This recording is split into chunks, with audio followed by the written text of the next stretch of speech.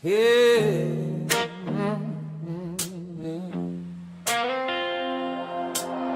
Same dirt diamond on the Friday lights, same town showing up every night. Names change, years roll by, but this game never said goodbye. From hand-me-down gloves to brand new dreams, every era left something in these seams. You don't replace what built this ground, you stand on it and play it loud. If this field could talk, it'd tell you all. Every pitch matters in this town. This is Decatur, this is how we play. 9 innings, no shortcuts, earn it every day. Stand up, let it ring, from the bleachers to the wallers. This town plays ball with the Decatur Bean Ballers.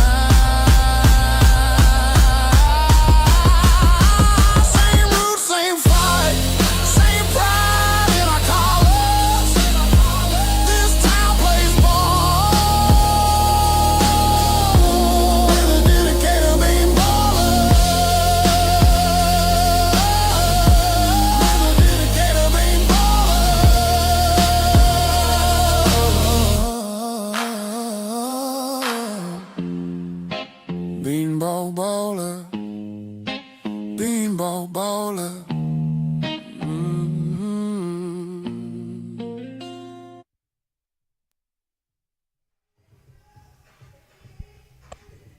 Just under 330 miles south of Workman Family Baseball Field, the Decatur Bean Ballers are on the road down here in Tennessee to visit the Jackson Rockabillys at Rockabillys Stadium.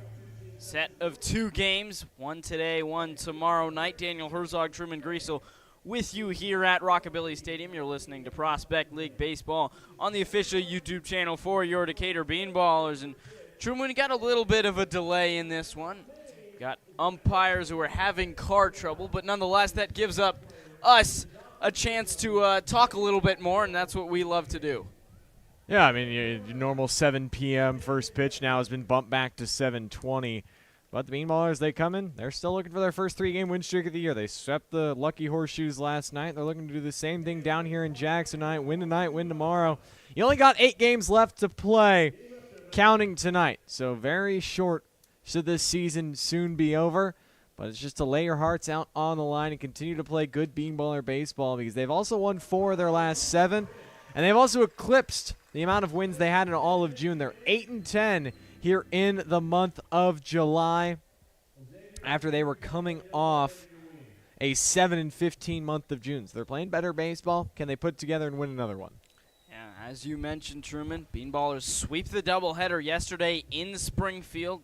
They did serve as the official home team for Game 1, as they were making up a game that was supposed to be played at Workman Family Baseball Field, but nonetheless, Bean Ballers win that one 7-3. They win Game 2 21-11 in a shootout. Decatur puts up 3 touchdowns, and nonetheless, Bean Ballers get the victory down in the Illinois state capitol. And now further south, we're here in Jackson, Tennessee for Decatur to play the Rockabillys. This will be now the 6th meeting between these two teams. Jackson won 3 of the first 4, all which came back in Decatur at Workman Family Baseball Field. And 8 games to go. Decatur is 5 games out of first, so still a world away from playoff contention. And meanwhile, for Jackson, it's going to be a tough sled as they try to work their way back into playoff contention. Right now, the Rockabillys in the second half are just 2 games back from the O'Fallon Hoots, and overall on the season they're just back a game and a half. And it's going to come down to who comes in second place, because first place will be the Cape Catfish. The Catfish 38-8 overall on the season, already won the first half. They're 19-1 here in the second half. And we'll step aside. We'll be right back with lineups and first pitch upcoming around 7:20 between the Bean Ballers and the Rockabillys.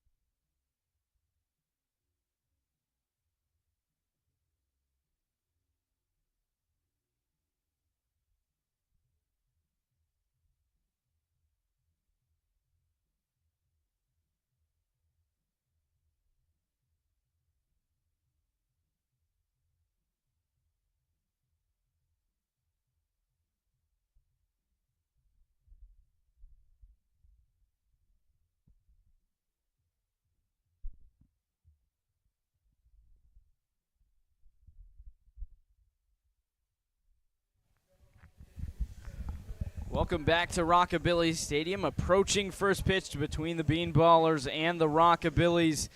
The only 2 games that will be played down here in Tennessee after 4 games were played in the series back in Decatur. And Truman, the Rockabillys saw 2 very different Bean Ballers teams. It seemed like the first time that Jackson visited, it was supposed to be 2 games, ended up only being 1 as the second game was postponed due to rain. It seemed like they really saw 2 different teams as game 1, which was back on June 16th, Decatur won 9-2. And then it wasn't until June 27th where Decatur made up one of the 2 games that was made up the game that was postponed. They played a doubleheader on June 27th and then a 3rd game on June 28th. And Decatur lost all 3 of those. 8-3 in game 1 on that Saturday, the 27th. 11-1 in game 2. Run ruled was Decatur in 5 innings in game 2. And then on Sunday, 8-4, so Decatur dropped all 3 of those, and it really seemed like they were an entirely different team from the team before. Well, and that second time that the Rockabillys came was in the midst of Decatur's 10-game losing skid, and I think Decatur's a much improved team. It's been interesting. I mean, everyone around the Prospect League is experiencing what happens when, pitchers, that they've thrown their innings, they're headed back to their colleges, so you're seeing both teams that they're kind of plugging and playing guys, and both offenses have been doing well in the month of July. Decatur is a team hitting well over 290 in this month. I mean, they put up 21 runs last night, hitting 305 to be exact in 18 games, and you think to Jackson as well in the month of July. They're hitting 249, which is actually pretty on par with what they've done all season, but they've been carried by their pitching staff, but they're right in the middle of a playoff race. They're only, like you said, a game and a half back of the O'Fallon Hoots for the second playoff spot in the South Division. Meanwhile, Decatur 5 back with 8 to go, but I mean, it's been a month since both these teams have seen each other. Still a few players were playing those previous 4 matchups, but, it's still some new guys that don't know what Decatur went through when they lost 3 games in the span of 24 hours and got handled in all 3 of them. And, well, Jackson, out of either tonight or tomorrow, they're looking to win 1 and win the season series. And if you're Decatur, you're looking to take both and at least get a tie of this 6-game inaugural season series. Yeah, you mentioned the Rockabillys who are in the midst, as we talked about, of a playoff race. For Decatur, there's only 8 games to go, and Jackson, they're also down to their final stretch, and as you mentioned, it's the O'Fallon Hoots that they're playing for second place because the Cape Catfish have already locked up the second half championship, and Cape won the first, so it's all about who finishes overall in second place for the whole season, not just in the second half, which is a good news for the Rockabillys as they finished a half game ahead of the Hoots in the first half at 27-18. Or rather, overall, the Hoots are only a game and a half ahead of Jackson. In the second half, the Hoots are 2 games, but it's about overall. And while Jackson does also have 3 games against the Cape Catfish, rounding things out, the Hoots also play the Catfish for 3 games. And Jackson's other matchups, 2 with Decatur, a couple with Thrillville, and then a couple with Alton. So very favorable matchups. If they can look to snag 5 or 6 of those and then possibly steal a win against the Cape Catfish, it's possible that they'd be able to make a push for that second playoff spot. And as we mentioned, again for Decatur, it's a world away from the postseason as it stands right now. 5 games back. They're closer to elimination than they are to the playoffs with 8 games to go. But yesterday, the Bean Ballers were the only team in the Central Division to win. They now stand at 3rd as they swept the doubleheader against the Lucky Horseshoes. Springfield 7-13, Decatur 8-14 in the second half. Danville and Terre Haute are the 2 teams Decatur is chasing. Dans are 11-9. The Rex are 12-8. The Rex actually lost here last night. They took one of the 2-game series that they played here, and the Rex are losing right now 4-1 at home against the Kokomo Creek Chubs. The Danville Dans are losing 5-3 right now against the Du Bois County Bombers, who actually sit at the bottom of the Central Division. Of course, there's not much pressure on the Bombers because they locked up the first half championship. So still a lot to play for, and it'll only get tighter, at least for the Rockabillys. As games go by, your wins are going to be even more at a premium, runs are going to be even more at a premium, and it's coming down to the final stretch. But we'll give you the lineups tonight for Decatur first. Leading off As always, Brandon Abernathy in center field, Will Applegate right behind him at second base, and Moises Febriet into the 3-hole playing shortstop. Jackson Miller will do the cleanup duties. He'll bat fourth and play first base. The designated hitter tonight's O'Neal Felice hitting fifth. Brady Grabowski hits sixth and is in left field. Noah Delgado, fresh off a great debut yesterday in the doubleheader in Springfield, is hitting seventh and playing right field. Gage Reynolds catches and hits eighth. And then right behind him, Charlie Linderman back to the squad, but not on the mound. He'll instead be playing third base and rounding out the Bean Ballers order with the starter for Decatur. More of an opener will be Baron Odom, making just his third start this year. And meanwhile, on the other side for the Rockabillys, it's Xavier Hatfield to lead off in center field. Zach Robinson hits second at shortstop. Peyton Woods right behind those two in right field hitting third. The cleanup man, Blaze Priester, hits fourth and plays first base. Bryce Thompson, the left fielder, hits fifth. Brock Donnelly is the designated hitter for Jackson. He will hit sixth. Zachary Long will hit seventh and is the catcher tonight. David Hudson hits eighth, and he will be the second baseman. And then Bryce Messer, the third baseman, hits ninth. It's the Rockabillys and the Bean Ballers. Again, both teams still in the hunt, but a lot closer is the race for second place in the South Division of the Western Conference than the Central Division of the Eastern Conference. And then on the mound for the Rockabillys is going to be Carson Lindsay, the right-hander from Ocala, Florida. Spent last season at Florida A&M University. Comes in with a 2-2 record. 28 1/3 innings pitched. This will be start number 8, appearance number 9 overall, and one of his 8 appearances to date came against these Bean Ballers. It was back in game 1 of the doubleheader on June 27th, and he got the win despite only going 4 innings because it was a 7-inning game. He got the win. 4 innings, gave up 3 hits, 3 runs. And the damage was a 3-run home run by Misael Maldonado, but overall his team had already given him 4 runs of run support. Decatur couldn't score the rest of the way. The Rockabillys got 3 more on the board and took the game 8-3, and then took the nightcap, took game 3 on Sunday, so swept that 3-game set, and they're looking to sweep these 2 against Decatur.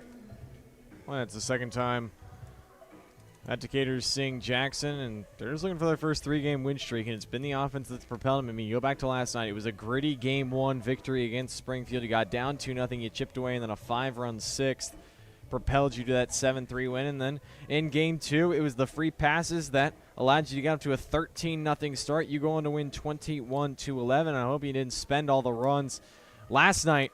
Now, you don't have any to go tonight, but Decatur, it's been, a little worse out on the road has Decatur than outside of Working Family Baseball Field. Just 5-14 outside of the friendly confines, because technically Game 1 yesterday counted as a home game. So even though it was away, but I think it's still 2 games away from Decatur that you have won. Provides you some confidence for the Bean Ballers. Whether it was out some bats, no Chase Weiss here this weekend. But I think even some plug-and-play guys, as well as, hey, Charlie Linderman. He thought his days were done as a Bean Baller, but, hey, he's trying to be productive now playing in the hot corner, and that's where I feel like the game's going to be won tonight for Decatur. It's got to be their defense.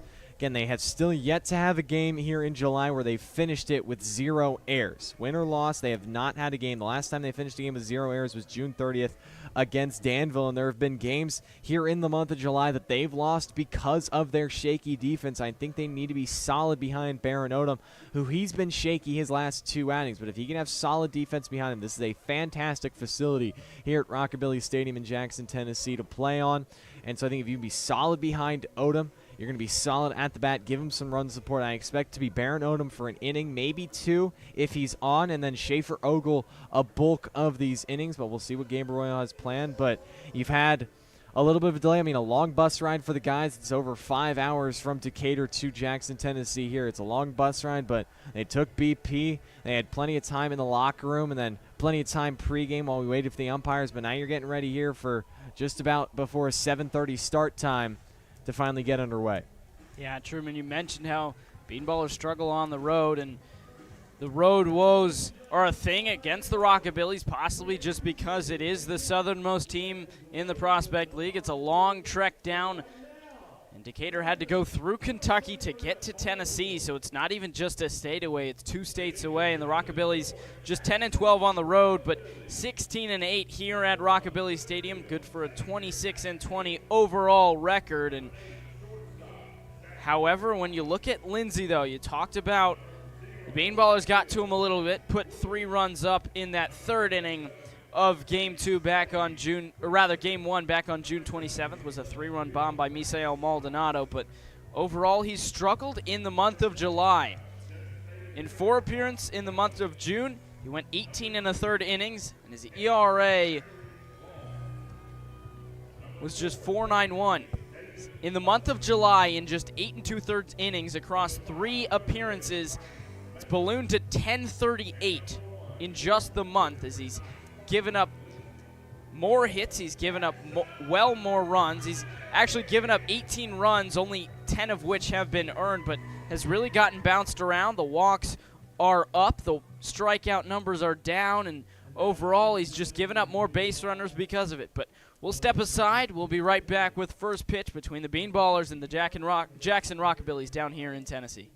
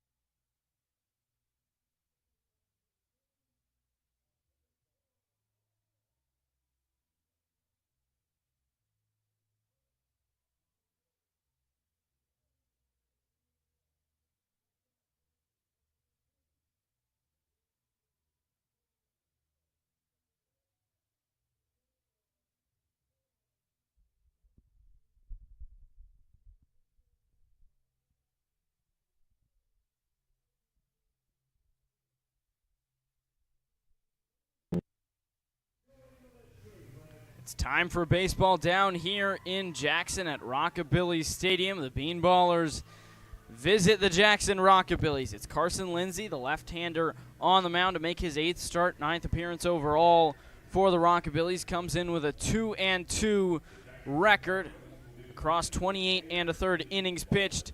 He has a 6.99 ERA, but it's really ballooned of late with his last few outings that have not been quite up to par overall. His last time out came at the Alton River Dragons back on July 16th, a week ago today. Only went an inning and 2/3, gave up 5 hits, 6 runs, 4 of which were earned, struck out 4. But again, against a team like the River Dragons, could not make it out of the second inning, and now Brandon Abernathy is to the plate, hitting from the right side against the lefty. From the windup, kick and deal, and we're underway. First pitch at 7:29 here in Jackson. It's outside for ball 1. And Lindsay back to work. The 1-0. Abernathy takes outside. It's ball 2 now. And we're underway. Bean Ballers wearing their navy road uniforms. Silver lettering outlined in cyan. Silver numbers on the back outlined in cyan. Gray pants as Abernathy takes a fastball at the knees for strike 1. 2-1 now the count to the Bean Ballers center fielder. Meanwhile, the Rockabillys wearing white jerseys that fade into purple all the way to solid purple pants on the bottoms. As Abernathy takes a strike on the outside corner, it's now 2 balls and 2 strikes. Lindsay, a long look home. 2-2 pitch. Abernathy takes away, and the count goes full.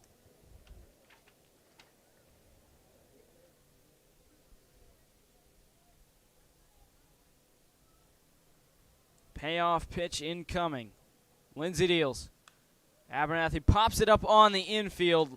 Left side ranging out is Zach Robinson, the shortstop, who makes the catch for out number 1 in shallow center field.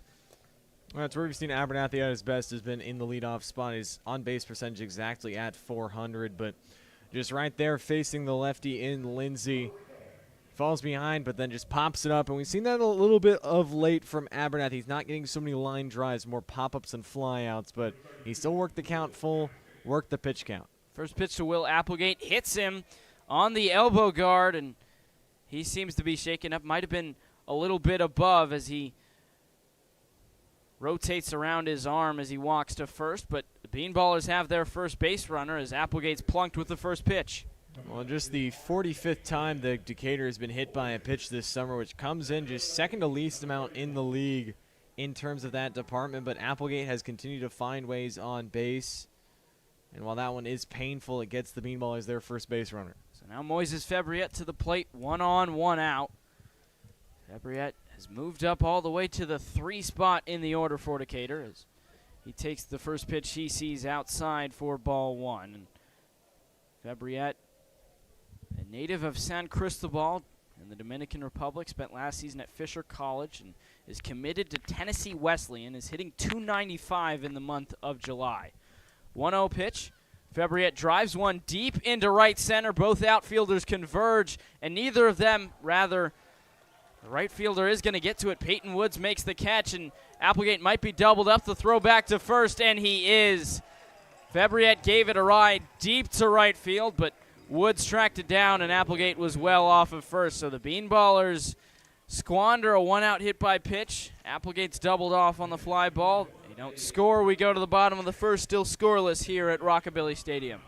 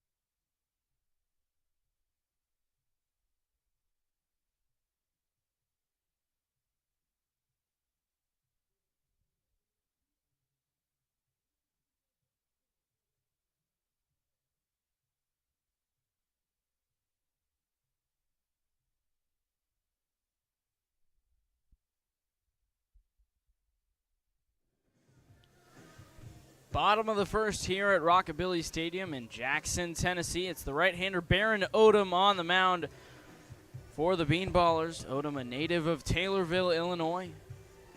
Attends only Central College, and he gets his third start of the year. Overall, this will be appearance number 16. And Odom has a 1-0 record, but his ERA has ballooned to 11.22 after his last 2 outings, where he only went a third of an inning against the Danville Dans, gave up 3 hits and 7 runs, and only went 2/3 of an inning back on Sunday against the O'Fallon Hoots, gave up 3 hits and 4 runs. So he's going to be tasked with opening this game for the Bean Ballers, who are having an arm shortage of late, and leading off is Xavier Hatfield, hitting from the left side against the righty. Kick and deal, first pitch from Odom, just off the outside corner for ball 1. This is the third time Odom has opened a game. You go back to June 14th, gave up a run on 2 hits against the Bees in an inning. But overall, he's been good as an opener. You're just looking at him get 3 outs, throw up a 0.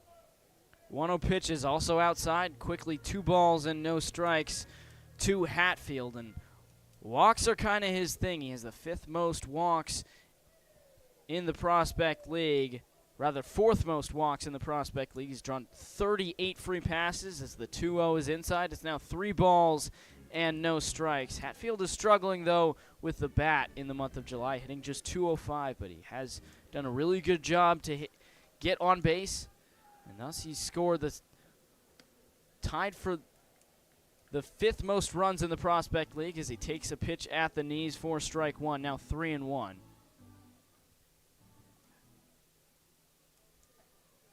Odom from the stretch, 3-1 pitch. Downstairs, ball 4, and Hatfield draws another walk. The leadoff man is aboard for the Rockabillys, and Zach Robinson now to the plate. That's now the 32nd walk Odom has issued in his 21 2/3 innings up to this point, and he struggled out on the road. His ERA is up to 17.5 outside of Workman Family Baseball Field, and this is not a guy you want to walk to start the games. Hatfield steals bases very consistently. He's very good at it. Now you got to worry about him, and you were hoping that you could work a clean couple of innings. For Hatfield, comes in tied for the most stolen bases in the Prospect League as Gage Reynolds immediately takes a check to him as Zach Robinson takes ball 1. Hatfield comes in, 37 stolen bases, tied for first with Jalen Ziegler of the Clinton Lumber Kings. And against the Bean Ballers, that's now the 6th walk he's drawn. As a team, the Rockabillys have stolen the most bags in the Prospect League. 1-0 pitch, and Hatfield's going. The throw down from Reynolds is a good one. A strike to catch Hatfield stealing and prevent him from taking the stolen base crown. That's a good throw from Reynolds. It's a strike from Odom. A laser from Reynolds from his knees. He puts it right on the money. Applegate lets the ball come to him, and he lays the tag right on that hand, and he gets Hatfield. And, hey, maybe that'll wake Odom up, eliminating the leadoff walk. 1-1 pitch now. Robinson fouls one off to the right out of play. It's now 1 ball and 2 strikes. Robinson is 4 for 12 in the first 3 games against Decatur, with a pair of doubles, 4 walks, struck out 3 times, but he can also steal bags. 3rd most in the Prospect League with 29.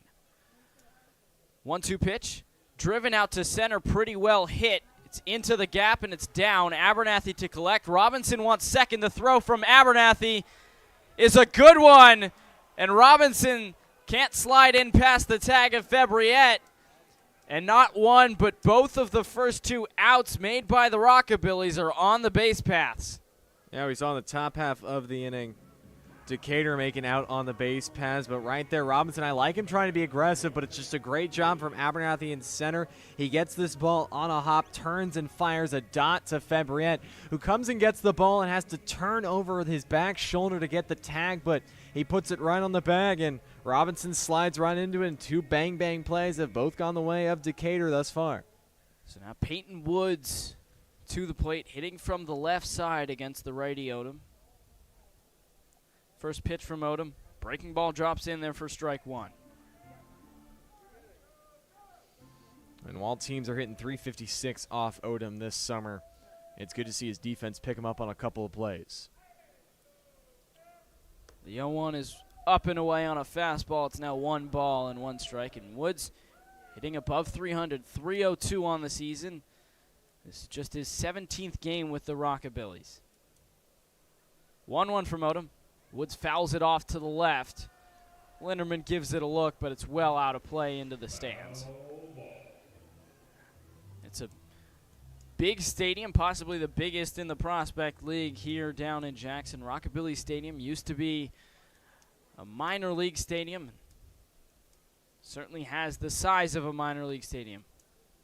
1-2's fouled off in the direction of the Bean Ballers dugout.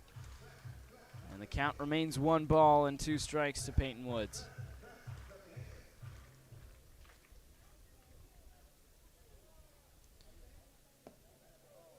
One-two pitch.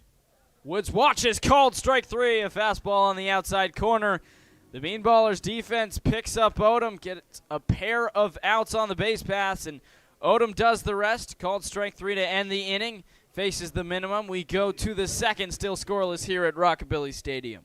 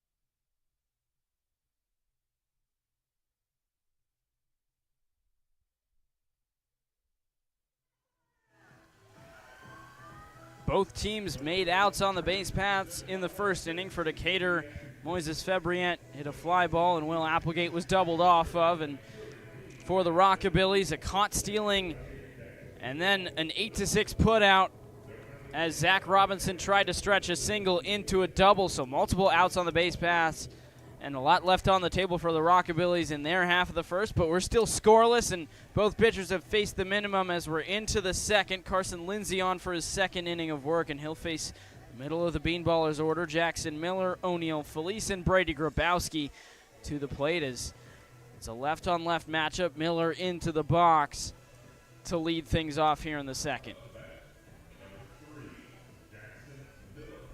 Miller came back from injury yesterday, played in both games of the doubleheader. Watches the first pitch at the knees for strike 1. It was hit. The catcher was when he was catching against the Thrillville Thrillbillies last Thursday on a backswing and exited the game. 0-1 pitch. Miller clubs one to center. Hatfield doesn't need to range far. And he makes the catch for out number 1 as he backpedals a few steps as Miller is retired. And O'Neal Felice now to the plate. That's a good swing from Miller. We saw from Lindsay. He went full with Abernathy, but then he hit Applegate. That was a nice swing from Febriat to the line of the double play, and a nice swing from Miller. He just hits it right at Xavier Hatfield, who uses that speed to cover the spacious outfield grass at Rockabilly Stadium. But I like the Bean Ballers being aggressive early in counts. That's when they're at their best. O'Neal Felice to the plate. Watches a ball outside. Felice yesterday did not play in game 1 of the doubleheader against the Danville. Dan's got the first game off and then came in game 2 for Decatur. And Felice in the nightcap. Overall, the Bean Ballers were very strong offensively, and Felice had a single, a double, a pair of walks, a pair of RBIs as he takes ball upstairs. It's now 2-0.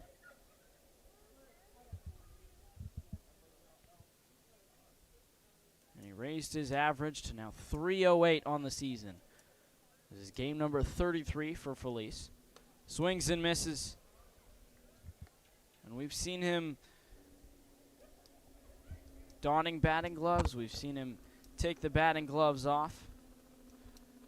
And he remains with them off. Old school look. It's a 2-1 count. Lindsey deals. Fastball on the outside corner for strike 2.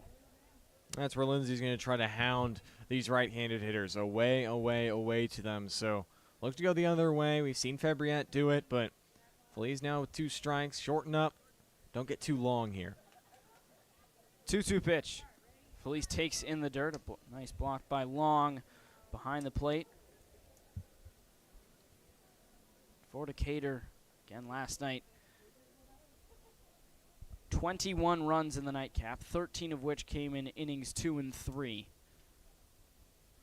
Payoff pitch incoming. Lindsey deals. Felice taps it foul back to the screen.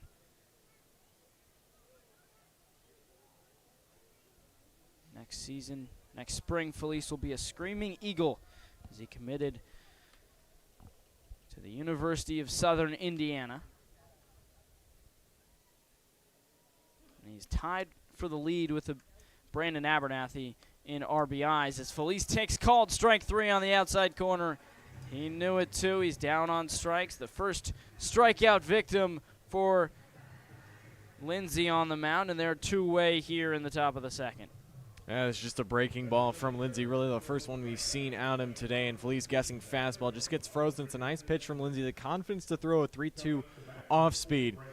You have to be feeling good as a pitcher. Decatur will know that. Hopefully they'll jump on that, but we'd like to see that at-bat end better.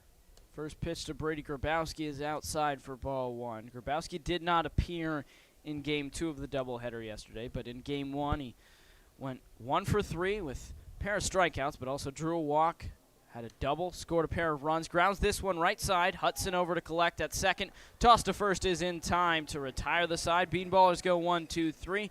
Still no score as we head to the bottom of the second between Decatur and Jackson on the official YouTube channel for your Decatur Bean Ballers.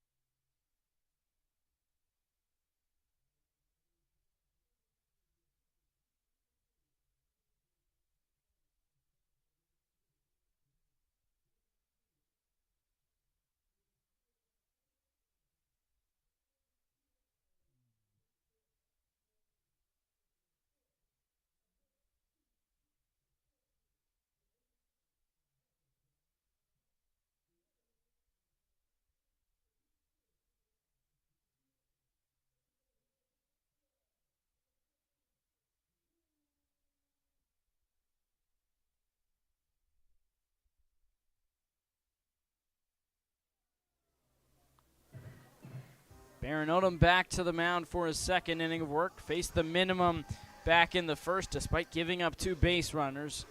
The only hit in the game for either team was a Zach Robinson single into the gap in right center that he tried to stretch into a double, and Brandon Abernathy threw him out at second. Xavier Hatfield was also caught stealing after he walked, and Peyton Woods was caught looking. So now 4, 5, 6, Blaze Priester, Bryce Thompson, and Brock Donnelly to face Odom here in the second. First pitch to Priester's low and away for ball 1.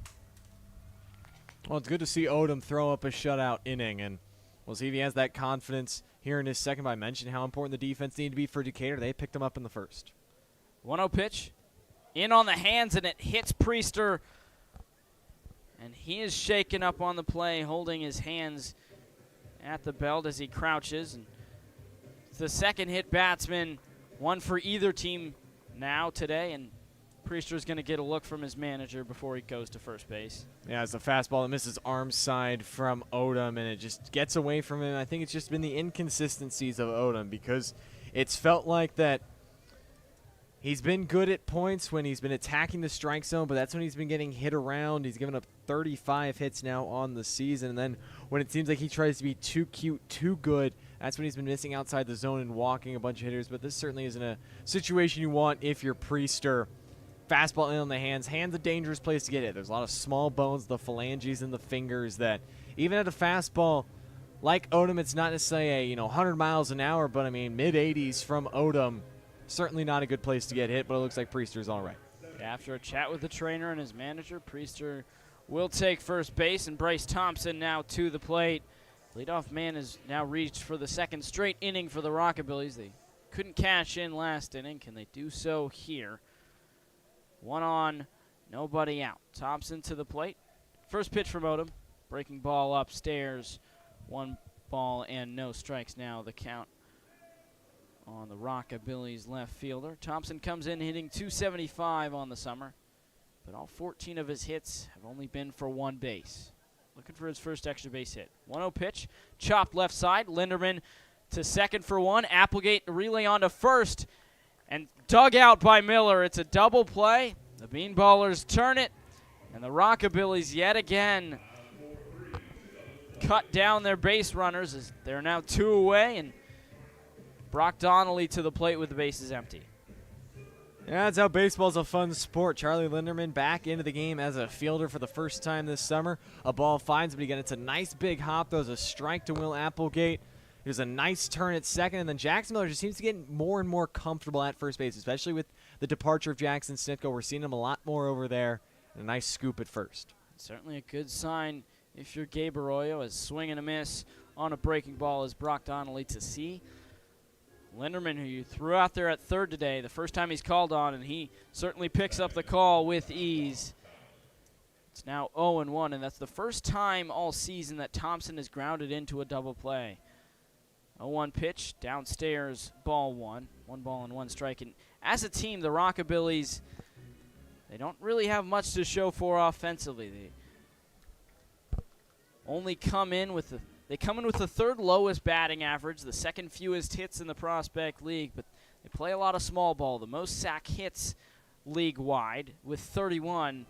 In fact, the Johnstown Mill Rats are the only team that have at least half that mark. Mill Rats have 23 sacrifice hits. Lafayette Aviators next closest, third place with 15. It's now 2 balls and 1 strike. Odom from the stretch, 2-1 pitch.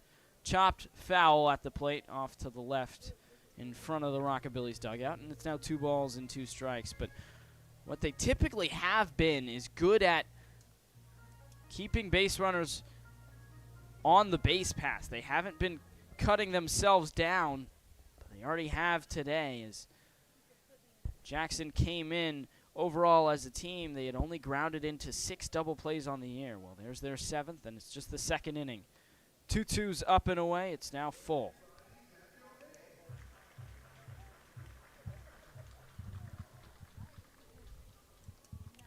Odom from the stretch. Payoff pitch. Lined. Applegate fields it on a hop. It gets behind him, and he's going to have to collect it, put it in his back pocket as Donnelly hustles down the line and gets to first. And Applegate tries to charge this one, field it on a short hop, and it kind of just eats him up. Donnelly runs pretty well for a big fella and got out of the box hard, so I don't hate that Applegate had to charge. Unfortunately, hits off the heel of his glove, and it gives Jackson a 2-out base runner. Still no ruling on the scoreboard, but nonetheless, Rockabillys don't really care. There's a guy on first because of it. And the first pitch to Zachary Long's fouled back off to the right. And they have now given Donnelly a base hit for that. It was a tough play. It was just a short hop that Applegate couldn't quite get to, so totally understand the ruling. It's now an 0-1 count, and Odom has no longer faced the minimum. Takes a peek at first. 0-1 pitch. In the dirt. It squirts by Reynolds, but not far enough for Donnelly to go, as his first move was to step back to first. And it's one of those that clicks off the glove of Reynolds as he tries to frame it, but he basically does frame it, and it freezes Donnelly for a second that Reynolds is able to get to it. Next pitch, long, goes down to a knee, swings and misses at a breaking ball. It's now 2 balls and 1 strike on the Rockabillys catcher.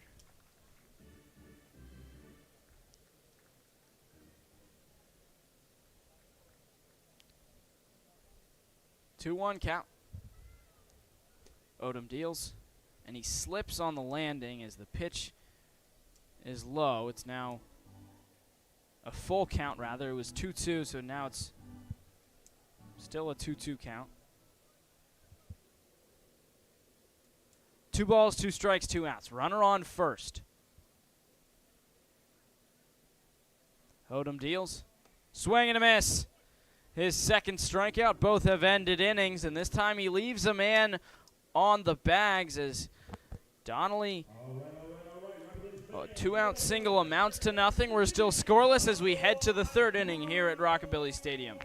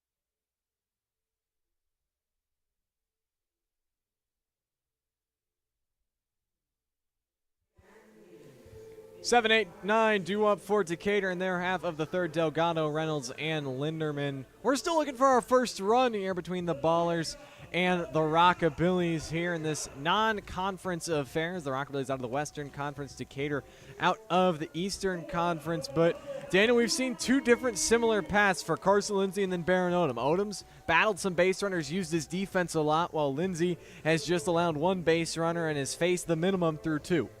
Yeah, that's now back-to-back innings that the Rockabillys have cut down someone on the bags. In the first, they cut down a pair. It was a caught stealing, and then single tried to stretch into a double that was thrown out. And then last inning, a 5-4-3 double play off the bat of Bryce Thompson to kill 2 after Blaze Priester was hit by a pitch to lead things off. So it's just been a lot of the Rockabillys beating themselves on the base paths. And then for Decatur, you're still looking for your first hit, and you're hoping it can come soon, especially against a guy like Lindsay, who has struggled, especially in the month of July. You want to jump on him. Decatur is typically a lot more successful against the starting pitcher once you eat into the bullpen. Sometimes the lulls come out for the Bean Ballers bats. Certainly didn't come out yesterday in the game 2 of the doubleheader. They put up 11 off Trey Blanchette, who was the first guy out of the bullpen for Springfield. And then it was also Anthony Rivas that took the loss. So maybe yesterday kind of conquered those woes of the bullpen struggles for Decatur, but they're looking to solve the lefty in Carson Lindsay, who has yet to allow a hit, and he gets Noah Delgado, Gage Reynolds, and Charlie Linderman. Here that rounds out Decatur's order. Decatur was scoreless until the 4th inning of Game 1 yesterday. They put up 13 in innings 2 and 3. As the first pitch, Delgado is low in the zone, 4 ball to the lefty. Getting his 3rd consecutive start in right field. Yesterday was his first game in a Bean Ballers uniform. Lindsay out of the windup. The 1-0 is fouled back straight into the netting, 1-1. It was a good game for Delgado. He went 3 for 4 across the doubleheader, scored 4 runs, and walked 3 times. Found ways to be productive. Lindsay out of the wind. 1-1 is hacked at and fouled back third base side. And a nice snag made by a kid up on the concourse. He'll take home that souvenir. As it's now 1-2 on Delgado. Yeah, it was textbook fielding. He watched it all the way into the glove. First step was back. Yes. Avoided the light pole. A natural outfielder. 1-2 offering from Lindsay. On the ground to second. Glove by Hudson. He throws over to first. And Noah Delgado's retired to begin the Bean Ballers' third. It's just been a lot of soft contact for Decatur. I think the fly ball from Fabriette is really the only time the Bean Ballers have been able to square up pitches from Lindsay. And there's more soft contact as he gets him to reach out at this pitch, rolls it over to Hudson, and instead of putting it the other way, and there's the first out of the inning. Now one of the Bean Ballers' hottest bats, Gage Reynolds. First pitch from Lindsay, swung on, grounded foul off of the Rockabillys dugout. 0-1. Reynolds has raised his season batting average all the way up to 283 on the season. He comes in with a 6-game hitting streak. He's got 8 hits and 6 runs batted in during the span. The 0-1 offering, outside 1-1. And I think it's because he's gotten to see more playing time. He has really become the go-to catcher for Gabriel, not only with Jackson Miller being sidelined a few games, but he has been the one to pick over O'Neal Feliz. 1-1 fastballs upstairs, 2-1. Might be that he's getting into more of a rhythm, even though catching is a tough position. He's gotten into more of the rhythm, and his bat has woken up, as well as his glove. 2-1's downstairs, and it's 3 balls and a strike to the Bean Ballers' backstop. Yeah, and Arroyo is elected to put Feliz and Miller in the DH spot, sometimes at first base, but Reynolds is just a catcher for him, but he's a fantastic defensive catcher, and the bat's coming around as well. 3-1 pitch is fouled off behind him, full count. Tonight, one of the rare nights, I feel like, this season that all 3 of Miller, Feliz, and Reynolds have all been in the lineup at the same time. Bean Ballers still looking for their first hit. 0-0 here, top of the third, 1 out. Payoff pitch. Tapped over toward third. Glove by Messer. He fields, throws in time. And it's 2 ground outs to begin the Bean Ballers' half of the third inning. Yeah, this is a really good job by Messer to get over there. We saw he had a little bit of fielding trouble against the Bean Ballers back in the first game between these two teams back on June 16th. Doesn't have trouble with this one. Gets over to it. Has to run straight over as he's playing a little in, but fields it. Smooth transition and throws to first in time for the out. Now for the first time this summer, Charlie Linderman gets an at-bat in a Bean Ballers uniform. The first pitch to him, low in the zone for a ball. We saw Linderman make 8 appearances on the mound in 4 starts in 25 1/3 innings for Decatur. But now he takes what got him to playing college baseball, his bat. As he takes a swing, fouls it straight back into the netting, 1-1. Last year in the Prospect League for Linderman, he hit .203 with the Springfield Lucky Horseshoes. Had 14 hits in 69 at-bats. Lindsay out of the wind, the 1-1. Upstairs, 2 balls and a strike.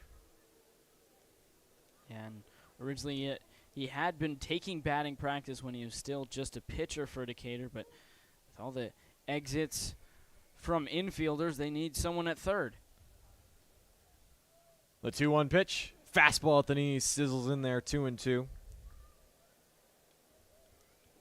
Linderman will be attending Millikan University this next spring. He'll be staying home in Decatur to play for the Big Blue. 2-2 offering. Hit in the air, right center field. Hatfield and Woods converge, and it's the center fielder Hatfield who calls off his right fielder to make the grab to retire the side. 3 up, 3 down. Again, the Bean Ballers go in their half of the third. We're headed to the bottom half. It's still scoreless here in Jackson. Rockabillys and Ballers knotted up at 0.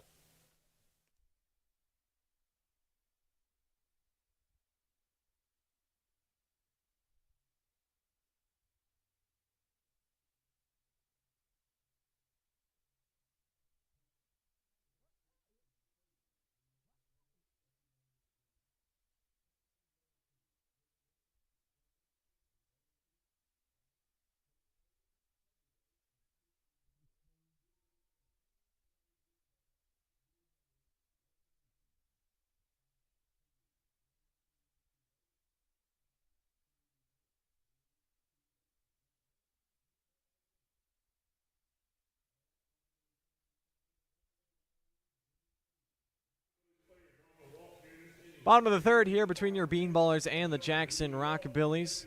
Baron Odom back out for his third inning of work. He's faced 7 through the first 2, but gotten a lot of help from his defense. Couple of nice plays in the first, a double play in the second. And this is a Decatur defense that came in with the 6th worst defense in the Prospect League. Just a .953 team fielding percentage after it's been quite an abysmal month of July in the field for Decatur. They've now made 41 errors in 18 games as a team.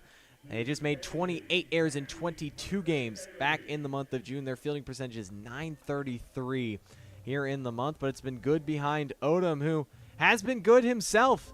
He has yet to allow a run, and if he can get 3 outs, he would match a season high in innings pitched. Yeah, and Odom has matched what his pitch count was his last time out on Sunday against the O'Fallon Hoots. Only got 2 outs in that one. He's through 2 innings in this one. David Hudson swings and misses at an off-speed to begin the Rockabillys' third for a strike. Hudson gets the start at second base here this evening. He's making his 7th appearance of the year for the Rockabillys. Odom's 0-1 off the plate, 1-1. We've seen a lot more of that, pitching backwards, starting with breaking balls and then going to fastballs as you get ahead in the count from Odom. It's been a recipe for success so far today. 1-1. Inside to Hudson, 2-1. Hudson has just 1 hit in 17 at-bats up to this point this season. That hit came back on July the 16th against the Alton River Dragons. This is his first appearance since July 17th. 2-1 is cut on and missed from Hudson, 2-2. That's spelled H-U-T-S-O-N, not Hudson, but Hutson. Gotta enunciate. Odom out of the stretch. The 2-2. Outside ends up in the left-handed batter's box, blocked by Reynolds, full count. Odom still yet to walk anybody. Or he did walk somebody, excuse me, the first batter of the game. Just 1 walk through 2 innings. Payoff pitch in the dirt, ball 4. Hudson comes all the way back, and it's the second time Jackson has had their leadoff man aboard via a walk. Yeah, good at-bat overall from Hudson. Odom does a good job of trying to stay low in the zone after he gets ahead 0-1, but just goes a little too low with the last few pitches and ends up giving up another free pass. All 3 leadoff hitters in each inning have reached for Jackson, but back in the first, Xavier Hatfield was caught stealing, and then last inning, Bryce Thompson rolled into a double play. It's now Bryce Messer with 1 on, nobody out, left-handed hitter. Pick over to first from Odom, but diving back in safely, it's Hudson.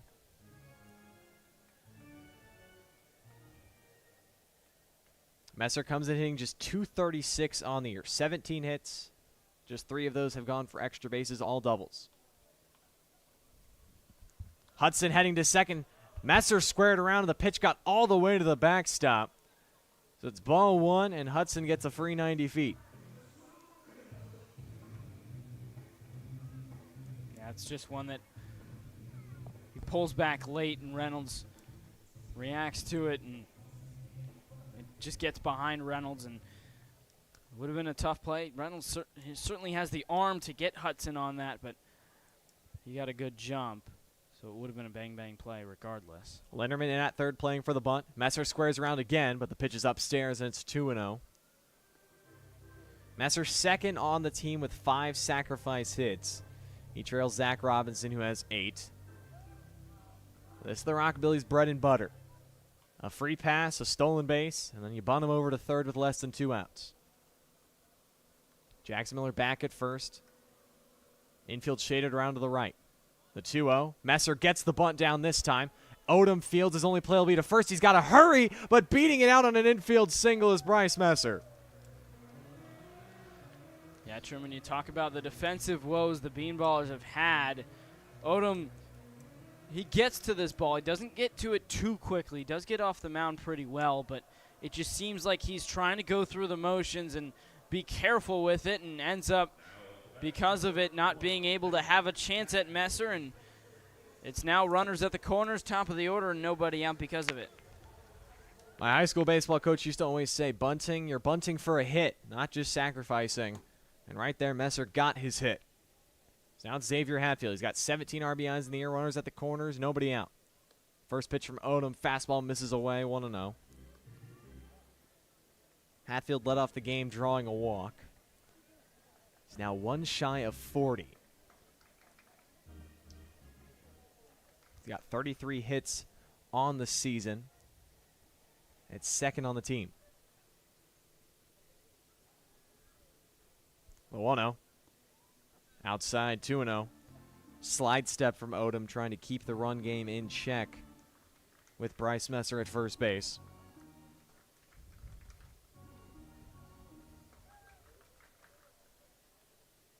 Still scoreless here in Jackson, but the Rockabillys threatening.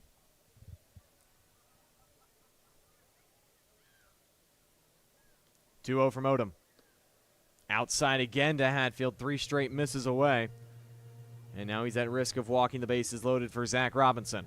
Yeah, this is exactly how he started Hatfield out the first time. 3 pitches outside and then finally found the zone, but then lost him on 5 pitches.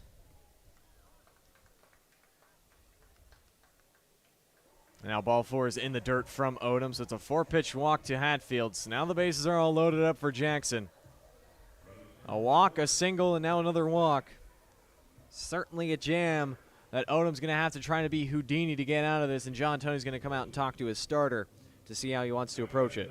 Yeah, Truman, it's as you mentioned, it's Rockabilly's team that they're really good at playing small ball. It's just been a walk, a bunt single, not just a single, a bunt single, and then another walk. That's how they've loaded the bases, and it's all with nobody out, but it's really on that walk and bunt single first off by the 8-9 Hudson and Messer to get the top of the order up. And now you have the guys that can do the damage as Hatfield just keeps doing what he does and draws another walk. And now if you're Odom, you're going to have to deal with some trouble. But this is just the bread and butter, as you mentioned, for the Rockabillys, is playing small ball, not doing too much at the plate, and just they're really efficient. They don't get a ton of base runners, as they only have second fewest hits in the Prospect League, third lowest batting average. But typically, not today, of course, but typically they don't tend to make a ton of outs on the base paths either, as they've hit into the second fewest double plays coming into today. Of course, they've already hit into 1, but do a really good job of being efficient with their base runners. Rockabillys walked the 5th most times in the Prospect League. 272 as a side. Zach Robinson, bases full, nobody out. First pitch from Odom. Robinson's hacking. He fouls it back into the netting behind the plate. 0-1. Robinson singled to right center his first time up, and then was thrown out, trying to extend it into a double. It was his team-leading 41st hit of the season. He's got just 9 RBIs, though. He's been productive with hits, trying to come through to drive in some runs now. 0-1 downstairs from Odom, ball and a strike.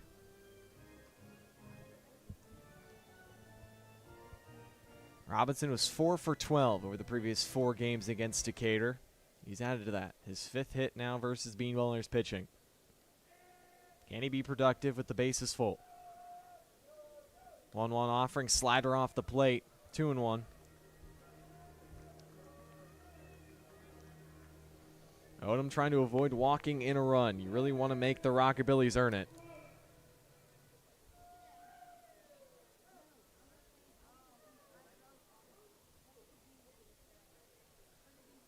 Two-one. Fastball at the knees, 2-2. Yeah, there's a good pitch. It's a great job from Odom to start off ahead 0-1 after he had a free pass, then a 2-0 bunt single, and then a 4-pitch free pass to start off ahead in the count, and then equally as important to get back in the count after 2 straight balls. Odom delivers inside. Robinson backs off the plate. Reynolds held that pitch just a little bit longer for Clifton Davis, our home plate umpire, to look at, but it's a full count nonetheless.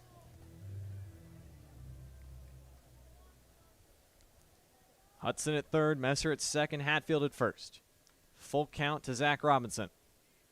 Payoff pitch. Swung on in line into the alleyway into left center field. This is going to go for extra bases. Hudson's home. Messer's home. Hatfield's already around third. He will score. And it's a bases clearing double. The back pick to second. Gets into center field. No one's there. Robinson gets up and trots to third. And it's a bases clearing double for Zach Robinson. Yeah, this is just a pitch from Odom. He doesn't want to give up the free pass, so he just gives him something to hit, and Robinson does a really good job of hitting it. Blisters this one, places it perfectly in between Grabowski and Abernathy in left center, and with Hatfield's speed at first, he'll score on this play any day, and because of it, the Bean Ballers throw it around. Reynolds actually had a chance to get Robinson back at second, but couldn't put a throw on the money, and Applegate couldn't field it, so he gets to third instead. First pitch to Peyton Woods is hacked off the dugout of Decatur for a strike.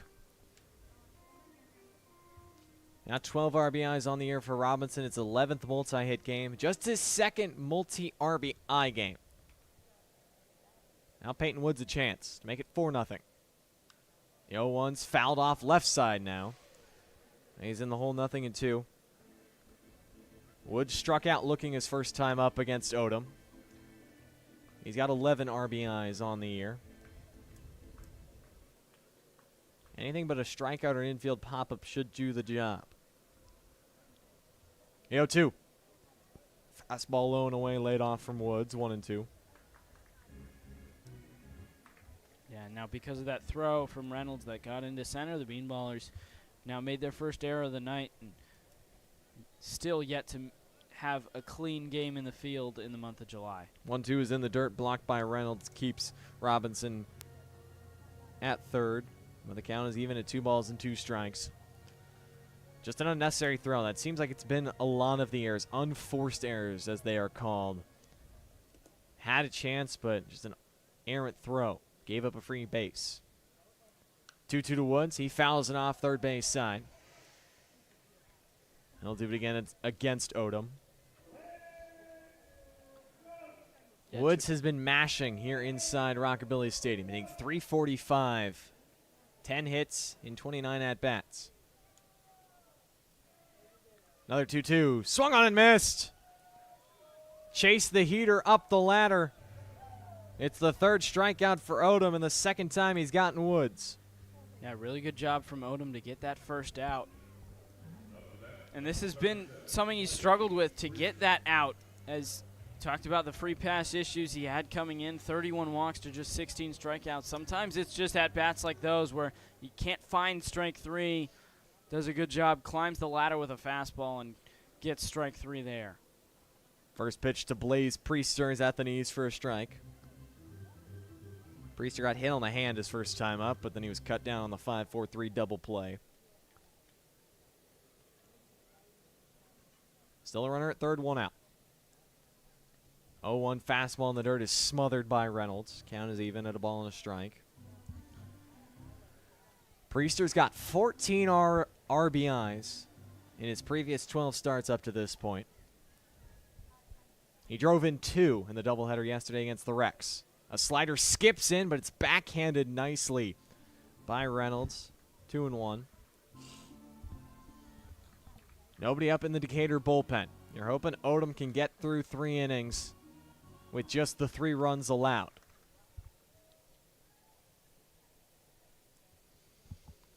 The 2-1 pitch. Fastball in the inner half. Hits the inside corner. 2-2.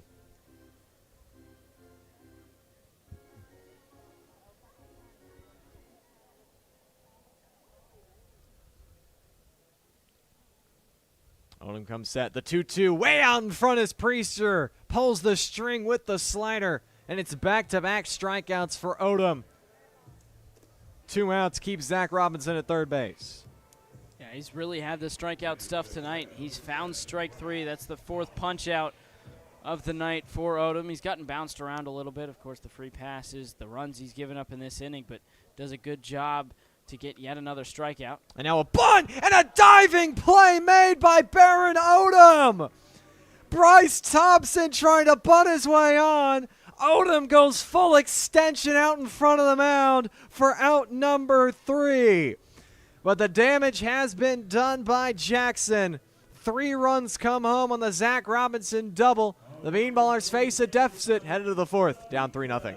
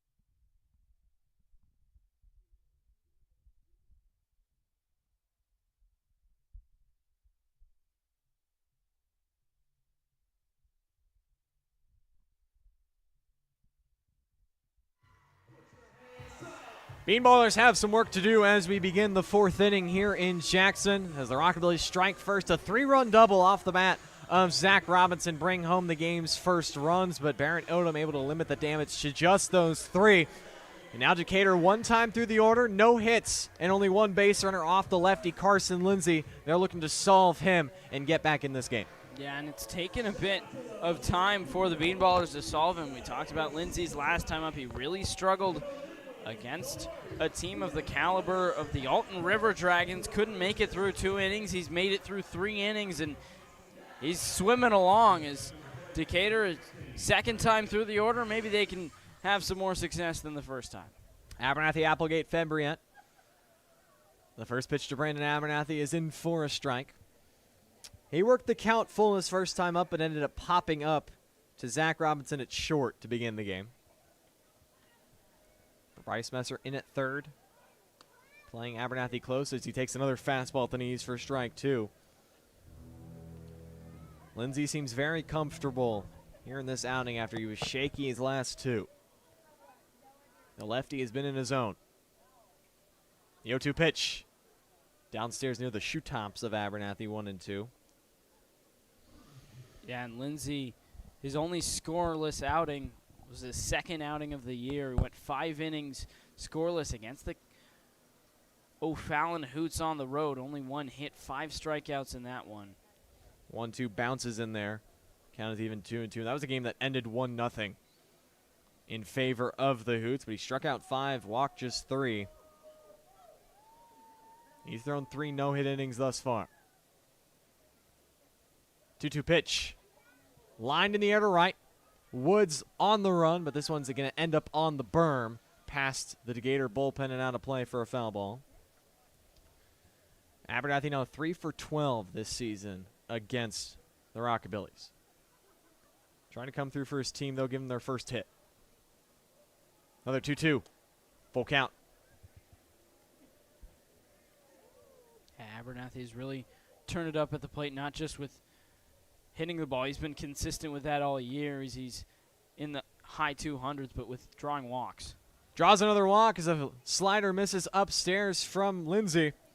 First walk he's issued, and it's the first base runner for Decatur since the first. Makes way for Will Applegate. Yeah, Lindsay is a guy who hasn't really struggled with the walk. It's been more the hit as he coming in 28 and a third innings pitched, 37 hits given up. He struck out 31, only 18 walks, but there is the walk as Abernathy draws it. Now the first pitch to Will Applegate again hits him. 2nd time Applegate has been hit by a pitch. He's going to need some ice after the game as he makes the slow trot down to first, but the first 2 have now reached for Decatur to begin their 4th. Yeah, and it seems Applegate's right arm is just getting peppered in this game. It's 2nd time he's been hit, and now he's on first base shaking it out, but that'll warrant a mound visit from Long. And the Bean Ballers have their first real scoring chance. The last time they had a base runner was Applegate getting hit by a pitch back in the first, and immediately Fevriette hit a deep fly ball into right center, but Applegate was doubled off, and now they have first and second, a first real scoring chance against Lindsay. We'll see if they can cash in and respond to the 3 runs the Rockabillys put up last inning. First time Decatur's had a man in scoring position for Fevriette. He's got 16 RBIs on the year. Lindsay out of the stretch. First pitch at the belt, taken for a strike from Moises.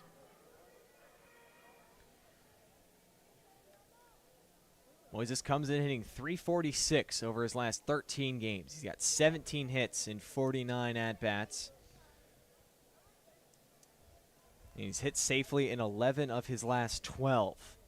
He's been swinging a hot bat, trying to come through for his side. Double play depth up the middle for Robinson and Hudson. Corners hugging the line. The 0-1. Slider cut on and missed, 0-2.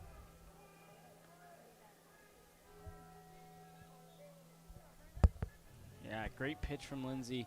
Sliders low and away, Fevriette typically struggles with, but those are typically against righties because they tail away from him. This one tails it in, and it's low and in, and he swings over the top of it. The 0-2 pitch from Lindsay. Swing and a miss. Change up downstairs. Fevriette strikes out on 3 pitches. Whatever Zach Long had to say to his pitcher sure worked, as it's the first out here in the top of the 4th.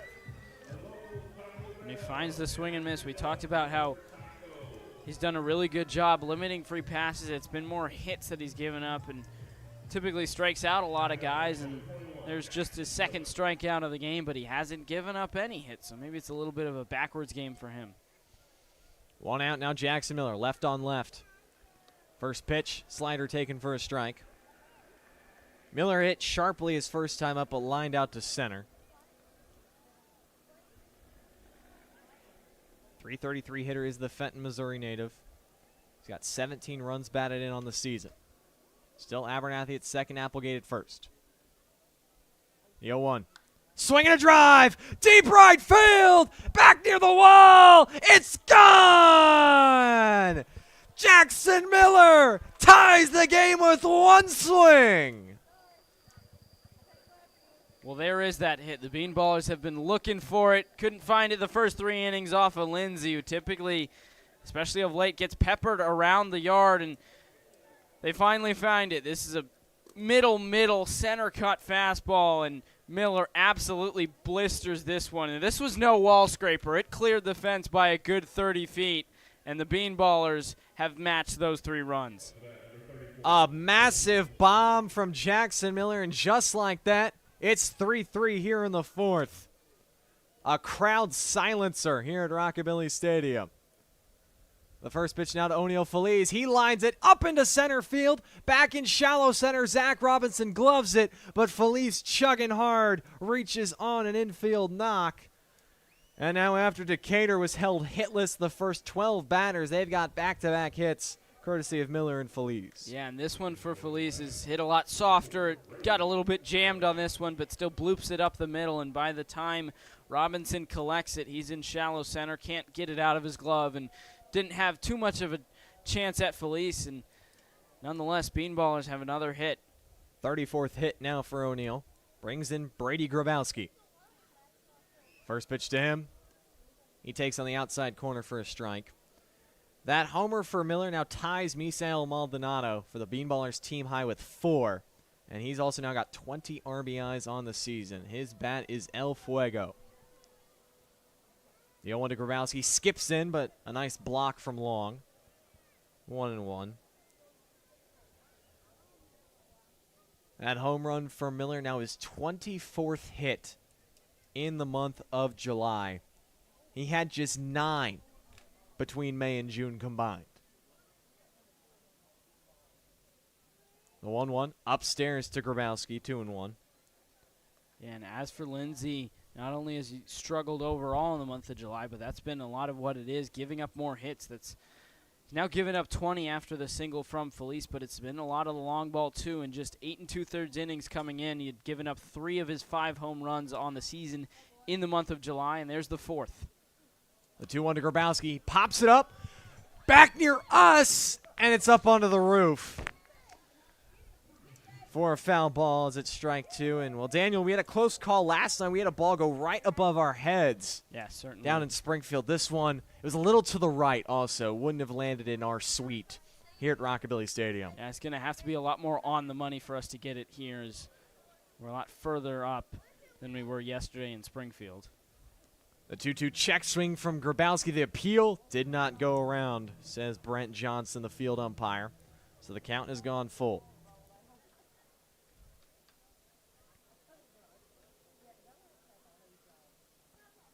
Short lead at first from Felice. Payoff pitch from Lindsay. Called strike three at the knees. Froze Grabowski with a fastball. And he's set down for out number two.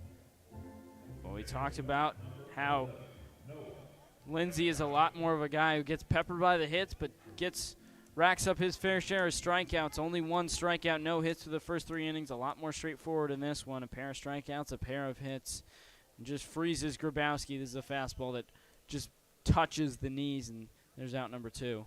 First pitch to Noah Delgado is a slider in for a strike. Delgado grounded out to second his first time up. He still got it man at first. 2 outs here in the fourth. 3-3. Ballers and Rockabillys. Left on left matchup against the Bean Ballers right fielder. The 0-1, another slider. Delgado takes for strike two. Delgado representing St. Leo University, played in 32 games this past spring in his true freshman season. This is just his second here with the Bean Ballers. The 0-2 offering. Chopped on the ground. Gloved on the hop by Priesty. He steps on the bag to retire the side, but Blaze Priester gets way up to take away a hit from Delgado, but not before Jackson Miller, with one swing, launches his 4th long ball of the summer to tie this game at 3. We're headed to the bottom of the 4th here in Jackson. It's 3-3, Ballers and Rockabillys.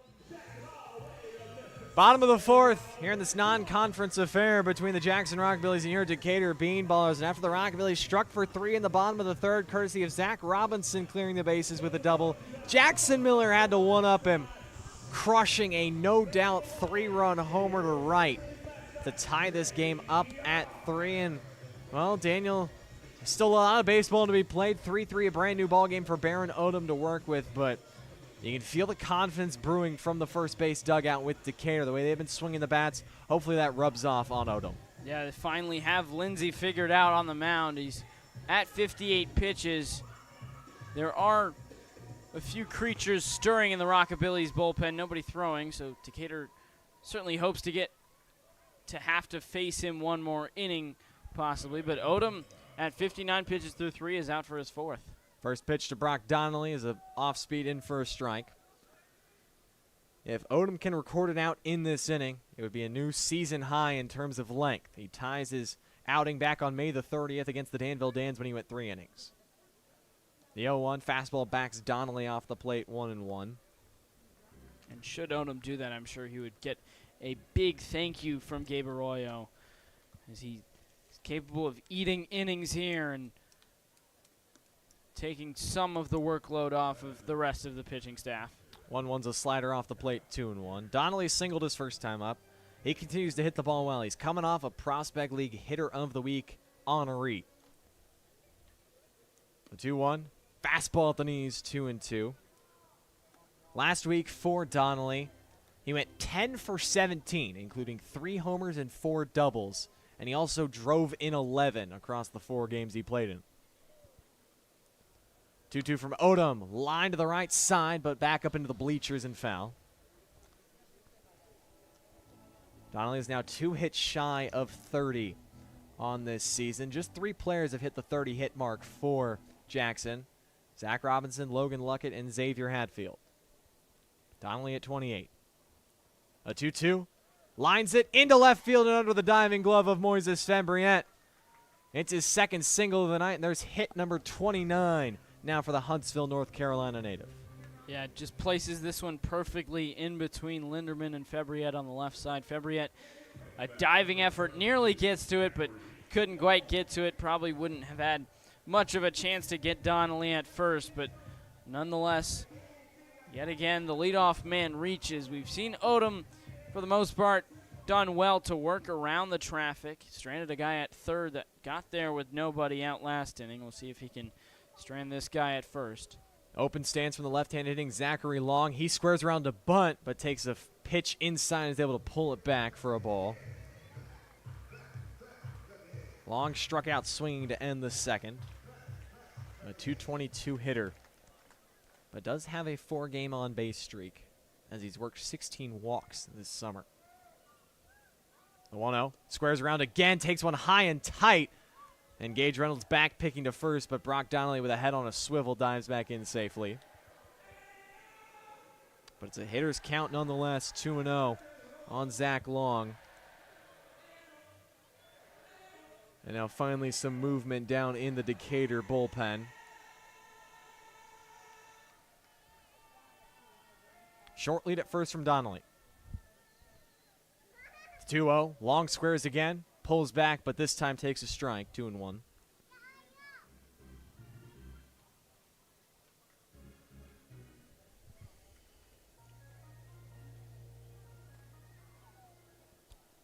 Long 4 for 9 this season against Decatur. He's hit the ball well against the Bean Ballers.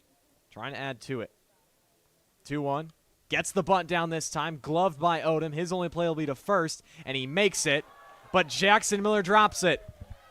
Hit him right in the glove, and it popped out. And instead of out number 1, now nobody out. It's the second error of the night for the Bean Ballers. Yeah, Odom once again gets to this one quickly. Doesn't get to it immediately, but he gets to it quickly and puts a good throw. This is easily in time. It's just a little bit low. It did hit the glove, though, so it definitely should have been caught. It definitely should have been out number 1, but now he's going to have to chug along with it just being out number 0 and now 2 on. David Hudson squares around a bunt, but he pulls back as the pitch was away for a ball. Hudson walked and stole second last inning before coming around to score on the Robinson double.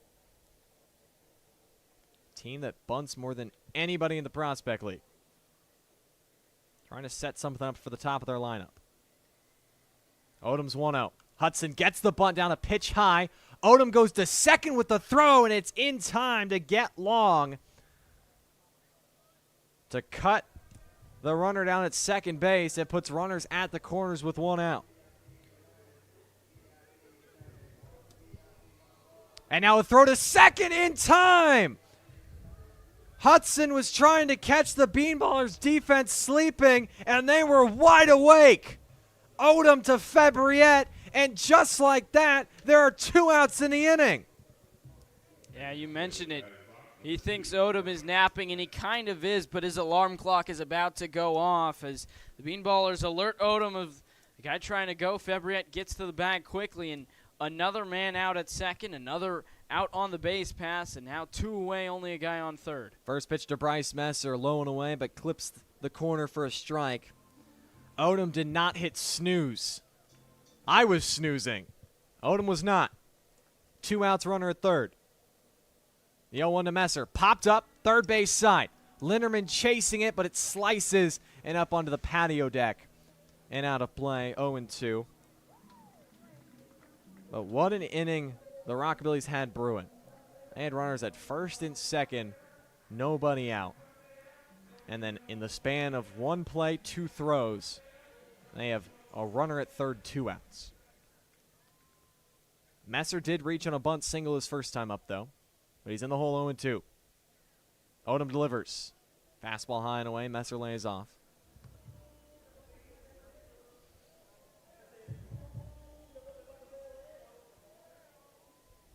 This is Messer's 25th start of the summer. Trying to come through, break the scoreless game. 2-1 curveball, never curved down. That's now 2-2.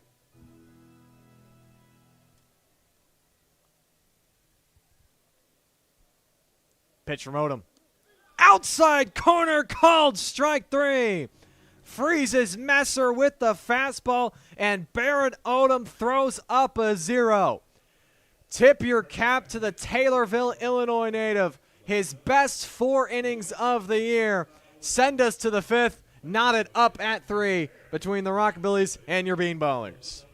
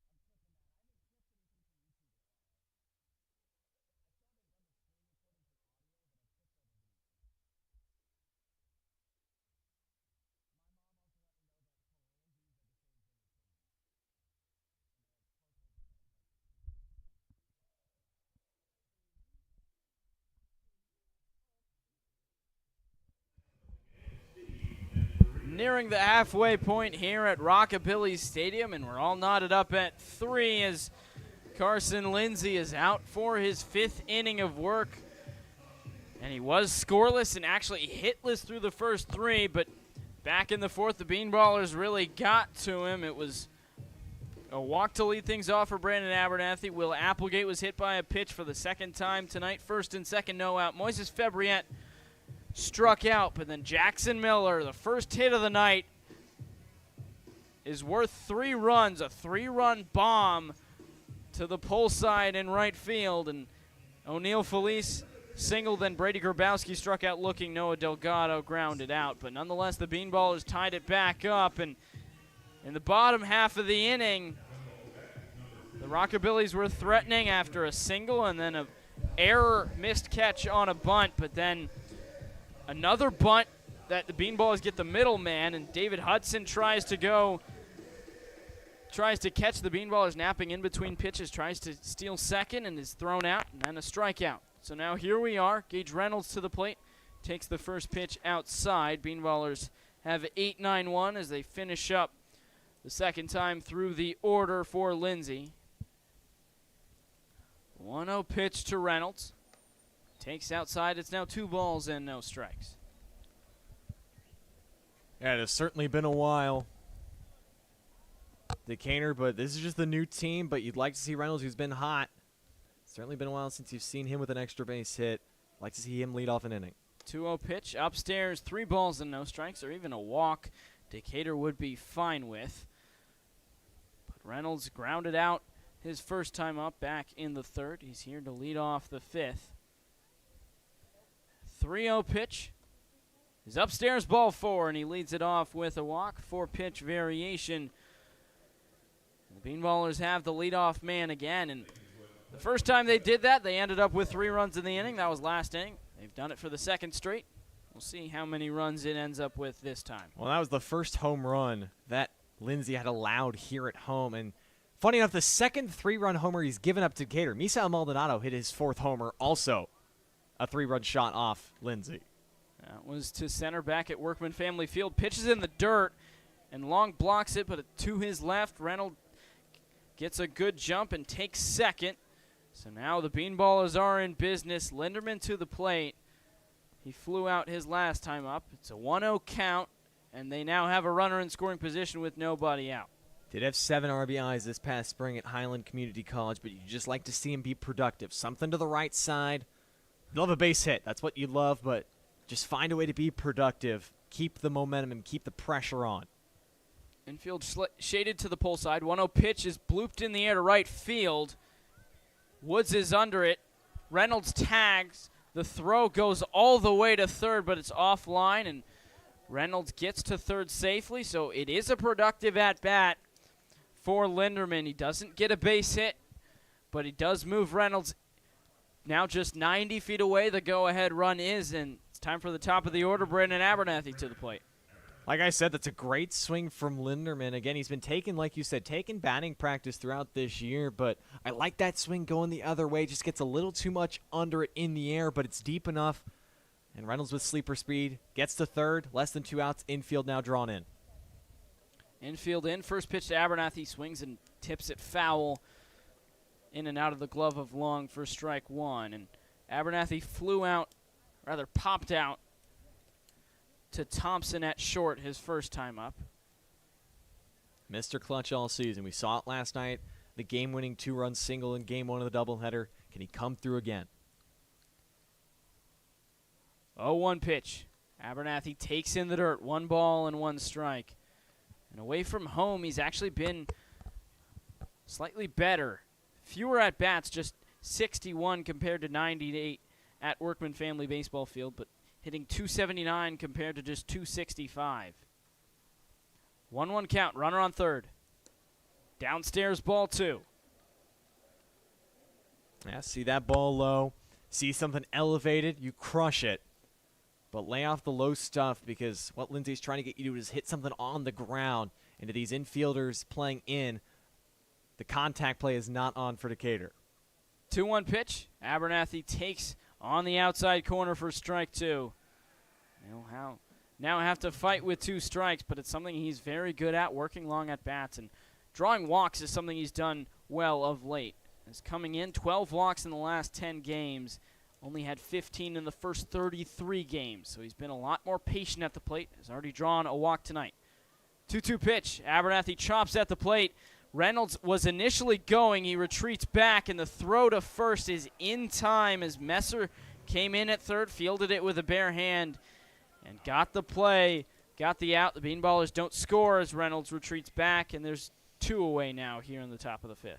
Yeah, pitch low and in that just jams Abernathy, rolls over on it. I think Reynolds was trying to get Messer to second guess, feeling Reynolds run stride for stride with him, but he makes a nice barehanded play, and it's a nice job from Lindsay, the pitching clutch runner at third, less than 2 outs. Will Applegate to the plate. First pitch left on left. Applegate sees strike 1 on the outside corner, and while Applegate is certainly would love to drive in a run, would certainly love to get on base, I imagine he'd rather it not be by a hit by pitch, as he's already been hit by a pair from Lindsay. 0-1's outside on a slider. It's 1 ball and 1 strike. You know, Brandon Abernathy wears that big elbow guard when he's up to plate. I wonder if quickly did a little exchange to give Applegate that big elbow guard. Doesn't appear that was the case, but you know, it's something that maybe psychologically, Applegate, he's a good hitter, he's a mature hitter, so I'm sure he's not being affected by this, but especially left on left, when you get hit a couple times, you can be a little tense in the box and open up more instead of staying closed left on left. But Applegate, like I said, he's a very mature hitter. He's played a lot of baseball. He's not letting those hit by pitches affect him. He's looking to drive something. Had 8 RBIs in the doubleheader yesterday. And he takes strike 2 at the knees. He'll have to fight with 2 strikes. And he had 5 in Game 2, which tied Jackson Snitko for the single game most so far in this inaugural season for Decatur.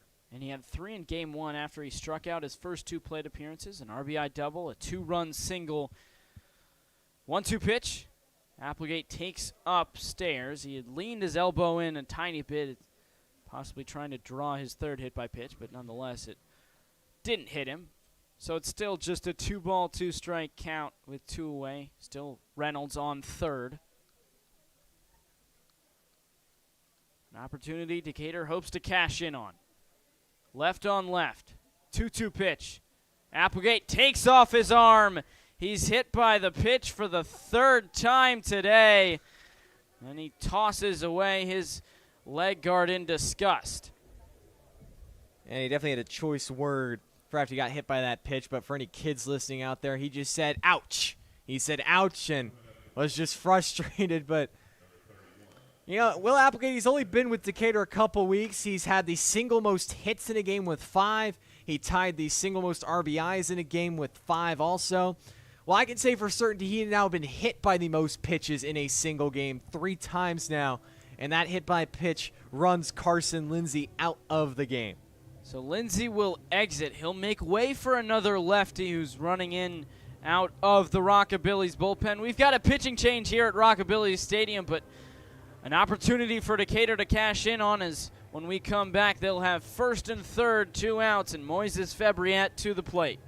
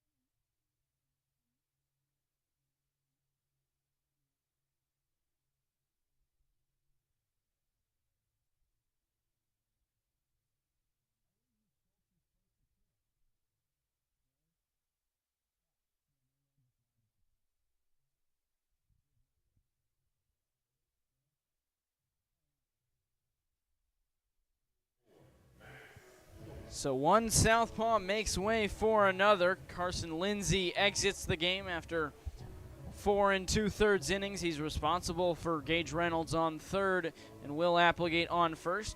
And now into the game, Max Schultz, a native of DeMott, Indiana, spent last season at the University of Indiana at South Bend. And he's thrown into the fire. He has inherited runners on 1st and 3rd, but he's just being tasked with getting 1 out. Moises Febriat to the plate. 0 for 2 so far today. Flew into a double play and also struck out. And he's looking to be productive right here. Runners at the corners. Bean Ballers looking to take the lead for the first time today. They immediately came back after the Rockabillys got 3 in the 3rd with 3 in the 4th as Febriat takes a fastball on the outside corner for strike 1. The infield is back. They only need 1 out. But Decatur looking to take the lead. 0-1 pitch. Febriat reaches at. Swings and misses. It's now 0-2. Yeah, changeup right there from Schultz. A little less velocity than Lindsay, but got to be wary of that off speed. Stay back, see the fastball, but also see spin. 0-2 pitch. Febriat swings and misses. He's down on strikes for the second time, and the Bean Ballers leave runners at the corners. They cannot take the lead. They do not score in the fifth. We're halfway done here at Rockabillys Stadium, but second half, someone's going to need to crown a winner as we're all knotted up at 3.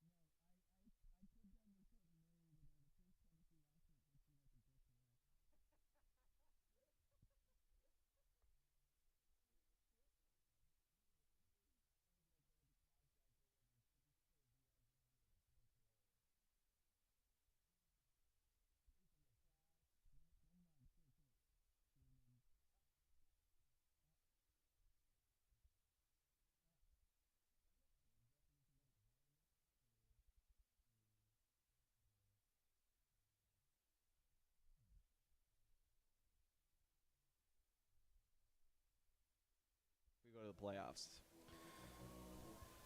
Bottom of the fifth inning, and still Baron Odom on the mound as he's gone 5 strong innings. This has been one of, if not the best outing for him so far, and it's been his longest outing. His previous mark was just 3 innings. He's now gone 4, given up 5 hits, gotten bounced around a little bit, but he's gotten out on the base paths and overall has kept the damage minimal. And he now deals with the top of the order. The third time he'll face this Rockabillys order. And Xavier Hatfield, Zach Robinson, and Peyton Woods are due up for Jackson. We're all knotted up at 3 as we're set to start the bottom of the fifth. First pitch breaking ball drops in there for strike 1 to Hatfield. Yeah, these are the 2 hitters he struggled with the most. Hasn't retired them yet, but now he gets him a fresh start here in the fifth, and he's just looking to throw up another 0 in what has been Baron Odom's longest outing of the year. He's hoping to make it his best. 0-1 pitch, swing and a miss. Hatfield chases a fastball upstairs, and it's 0-2. And you said they haven't been retired. For Hatfield, it's been a pair of free passes. For Robinson, it's been a pair of hits. Hatfield has scored a run, and Robinson has driven in all 3 for the Rockabillys. A bases clearing double his last time up, but 0-2. 0-2 pitch. Grounded right side, past a diving Miller, but it's foul. Yeah, just out in front of this changeup from Odom, and he hooks it, hugs the line, but it's well foul, and it's keeps in the box 0-2. But 0-2 here, Hatfield a patient hitter. It's going to be hard to get him to chase, but you have a pitch to waste if I'm Odom. I'm wasting something up or down. I'm not throwing him something in the zone here, 0-2. Still 0-2 on Hatfield. He's walked twice today. 0-2 pitch is well upstairs, up and away, just a bit outside. Hatfield doesn't even think about swinging. Don't hate it. This one missed more than you thought it would, but you're still in the driver's seat. Infield shaded to the pull side for the lefty Hatfield, who swings away and fouls it. Further foul than the first one. This one, everyone in the ballpark knew was going foul. It's now still a 1-ball, 2-strike count on the leadoff man for the Rockabillys.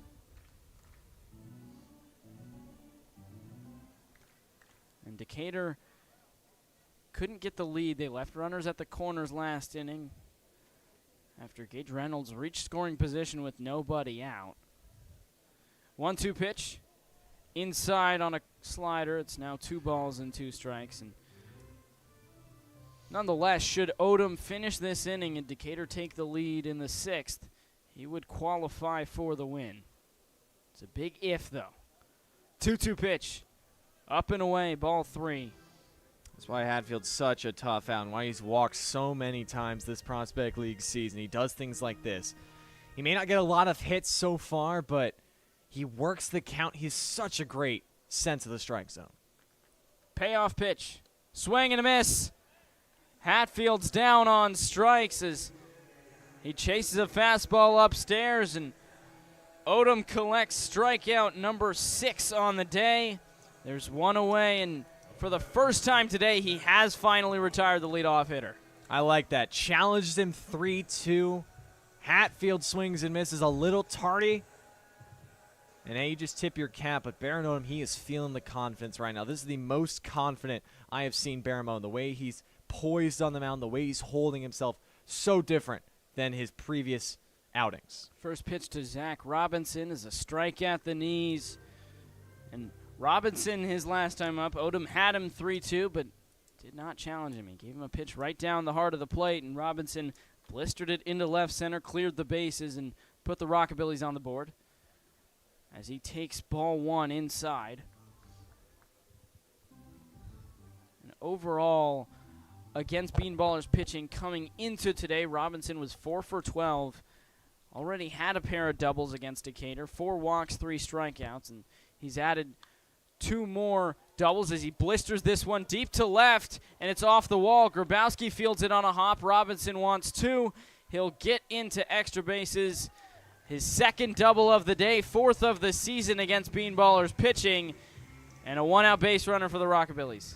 Yeah, just a hanging slider over the middle of the plate, and Baron Odom's a little lucky that most of this wall from the right field corner to left center is about 15 feet tall, and then it jumps up another 10 feet in what they call the Blue Monster out in left field. And this clanged off the top third of the Blue Monster, so it stayed in the ballpark.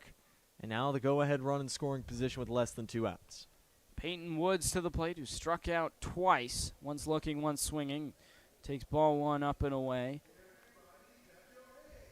And it did seem, we talked about it, Truman, that Odom has seemed sharper tonight than he has this season, but especially after that bases clearing double from Robinson. Strikeout, and then a bunt that was popped up, and he made a diving catch at. Robinson goes on the pitch. The throw down from Reynolds is late, and Robinson steals third. And as most times is true about stealing third, this one was a lot more on the pitcher than the catcher.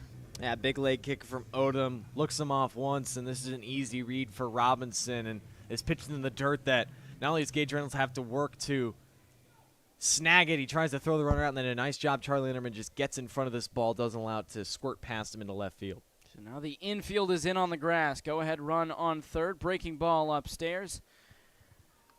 And the previous pitch was a ball. This one is also a ball, so it's now a 3-0 count. And this is likely going to be Odom's last batter unless he finishes it soon, and Gabe Arroyo elects to allow him to face the next. He's at 91 pitches. The 92nd pitch gets away from Reynolds, and it's ball 4, but doesn't get away too far. And Robinson stays on third, but Peyton Woods does not strike out this time. He draws a walk, and it's now first and third with 1 out. And that'll do it for Odom. Just 4 misses away, arm side, but you got to credit his effort. Whoever's out in the bullpen for Decatur, if they can throw up a 0, and Odom only gives up the 3 runs in 4 1/3. This has been his longest start, but hopefully by the end of this game, it's his best start. He had confidence, he had poise, he worked around base runners, he used his defense, he got strikeouts, and that's the more you could ask for, especially with how the pitching situation is for Decatur. Baron Odom, tip your cap to him. A few Decatur fans in attendance that have traveled down, they give him a standing ovation. His teammates will come out of the dugout to dap him up, but a heck of an effort from the righty. A very sharp outing, but he leaves a pair on, and Schaefer Ogle, the righty, out of the bullpen. We'll have to deal with that when we come back. We got a pitching change here at Rockabillys Stadium. It's all knotted up at 3, but the Rockabillys looking to take back the lead when we come back.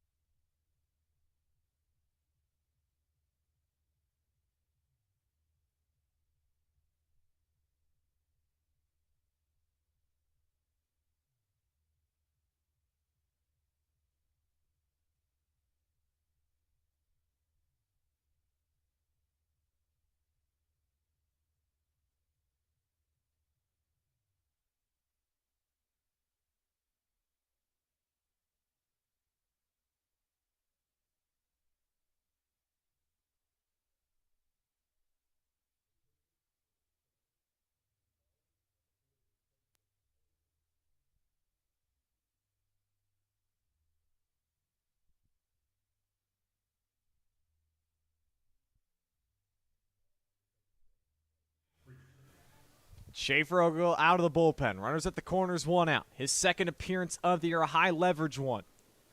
First pitch, downstairs in the dirt, gloved by Reynolds.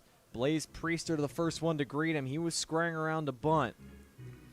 Ogle went 3 innings, gave up 1 unearned run on 1 hit, struck out 2 against the Thrillbillies last Thursday. Priester's been hit by a pitch and struck out. The 1-0 gets the bunt down, glove by Schaefer, underhand flip in time to get the runner Robinson at home for out number 2. The safety squeeze was on, but it didn't work for Jackson. Yeah, and we talked about it.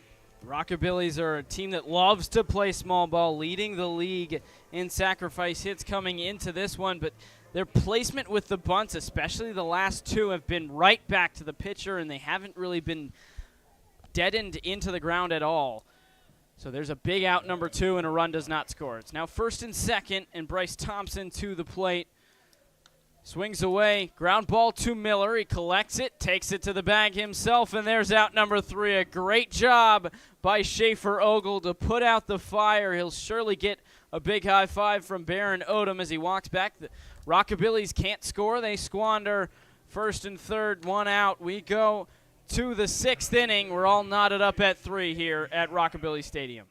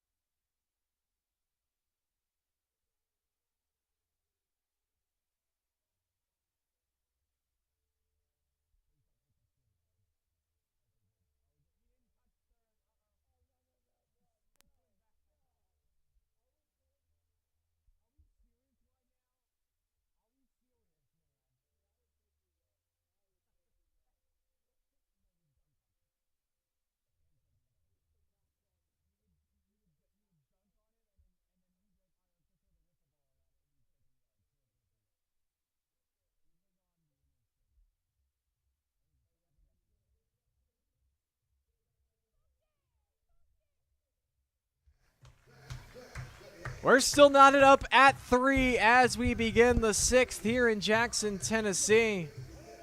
It'll be 4, 5, and 6 due up for the Bean Ballers as Max Schultz got the final out of the top of the 5th, striking out Moises Fabrient on 3 pitches. But now he gets Miller, Feliz, and Grabowski with just 1 run needed to take the lead for either side. Yeah, both teams had chances last inning. Both teams left guys on first and third, and is on the bullpen both times to get those last outs, and the bullpen did their job. Jackson Miller, who tied the game with 1 swing back in the 4th. It was the Bean Ballers' first hit of the night, a 3-run moonshot to right. He's now the first one to greet the lefty, Max Schultz, who's making his first appearance of the summer for the Rockabillys. He's representing the University of Indiana South Bend. He's a Titan. But to start this inning, Zach Long going out and having a chat, probably telling him, don't throw a fastball right down the middle to this guy. Yeah, that was what it was last time out. And Miller has gone yard now 4 times, but that was the first time he did it off of a lefty. Just blistered 1 out. Schultz, a tall left-hander. 6'5". Infield shaded, Miller around to pull, with the third baseman Messer hugging the line, playing no doubles. Schultz out of the stretch, the first pitch. slider right down the middle for a strike to Jackson Miller. He's now got 20 RBIs on the year, as that homer was his 24th hit in the month of July. The 0-1, slider away, 1-1. This past spring for Schultz, he pitched in just 5 1/3 innings and had a 16.88 ERA at the Indiana University of South Bend. The 1-1, another slider, outside corner, 1-2. I guess that's the memo that Zach Long communicated to his pitcher. We're just going to go off speed, off speed, off speed. And he's gone away, away, away as well. Doesn't want to run into the bat of Miller. Long look for the sign. The 1-2 offering. Slider swung on and missed. 4 sweepers, and Jackson Miller strikes out. Yeah, must be a frustrating at-bat for Miller. You just blistered a fastball, and like you said, it's all soft stuff, and can't quite catch this last one. Just swings just over the top of it, and there's out number 1. The first 2 hitters Schultz has faced here tonight, he's both got swinging on strikes. Now O'Neal Feliz is 1 for 2 today. Singled his last time up. First offering to him is downstairs in the dirt for a ball. Schultz struck out 7 across his 5 1/3 innings at Indiana University of South Bend. He had a season-high 3 in 2 innings against Abraham Baldwin out of Georgia, February the 7th. 1-0, high and tight to Feliz, 2-0. His last 4 appearances, though, he gave up multiple runs. It was a shutout appearance against Abraham Baldwin. Never gave up more than 3 runs, though, but when he only went as long as an inning and a third, didn't matter. Feliz takes a fastball at the belt for a strike. He faced also the likes of Ball State in late April, gave up 3 runs on just 1 hit against the Cardinals in his final performance of the year. 2-1, cut on and miss from Feliz, 2-2. Yeah, Schultz, who got the first 2. He faced Fabriette and Miller down on strikes. Works his way back into the count. It's now 2-2. A 2-2 offering. Rolled over towards third, but it bounces foul. Feliz spoils the pitch and will do it again. That single for O'Neal was just his 2nd hit of the year against Jackson. He came in just 1 for 7. But he's also continued to be impressive on the road this year. He came in hitting .325 outside of Decatur. He's up that with his 14th hit, and he's now hit safely in 10 of his last 11 road games.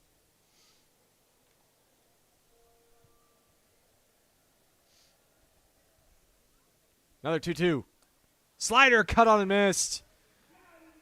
Waited back on it, but unable to make contact. And it's 3 batters that Schultz has faced and 3 Ks.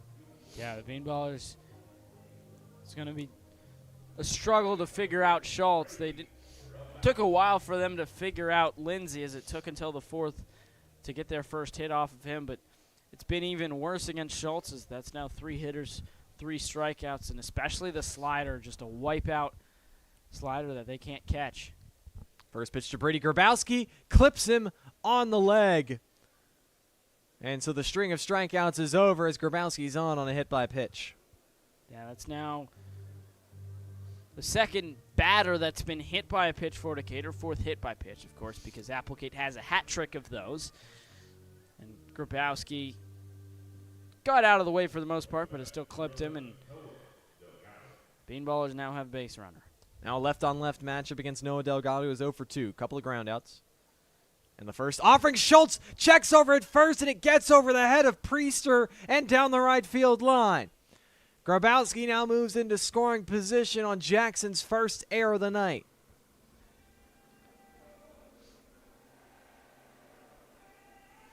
Just an errant throw from the lanky 6'5", who was real slow in his move to first, and then just airmailed Priester.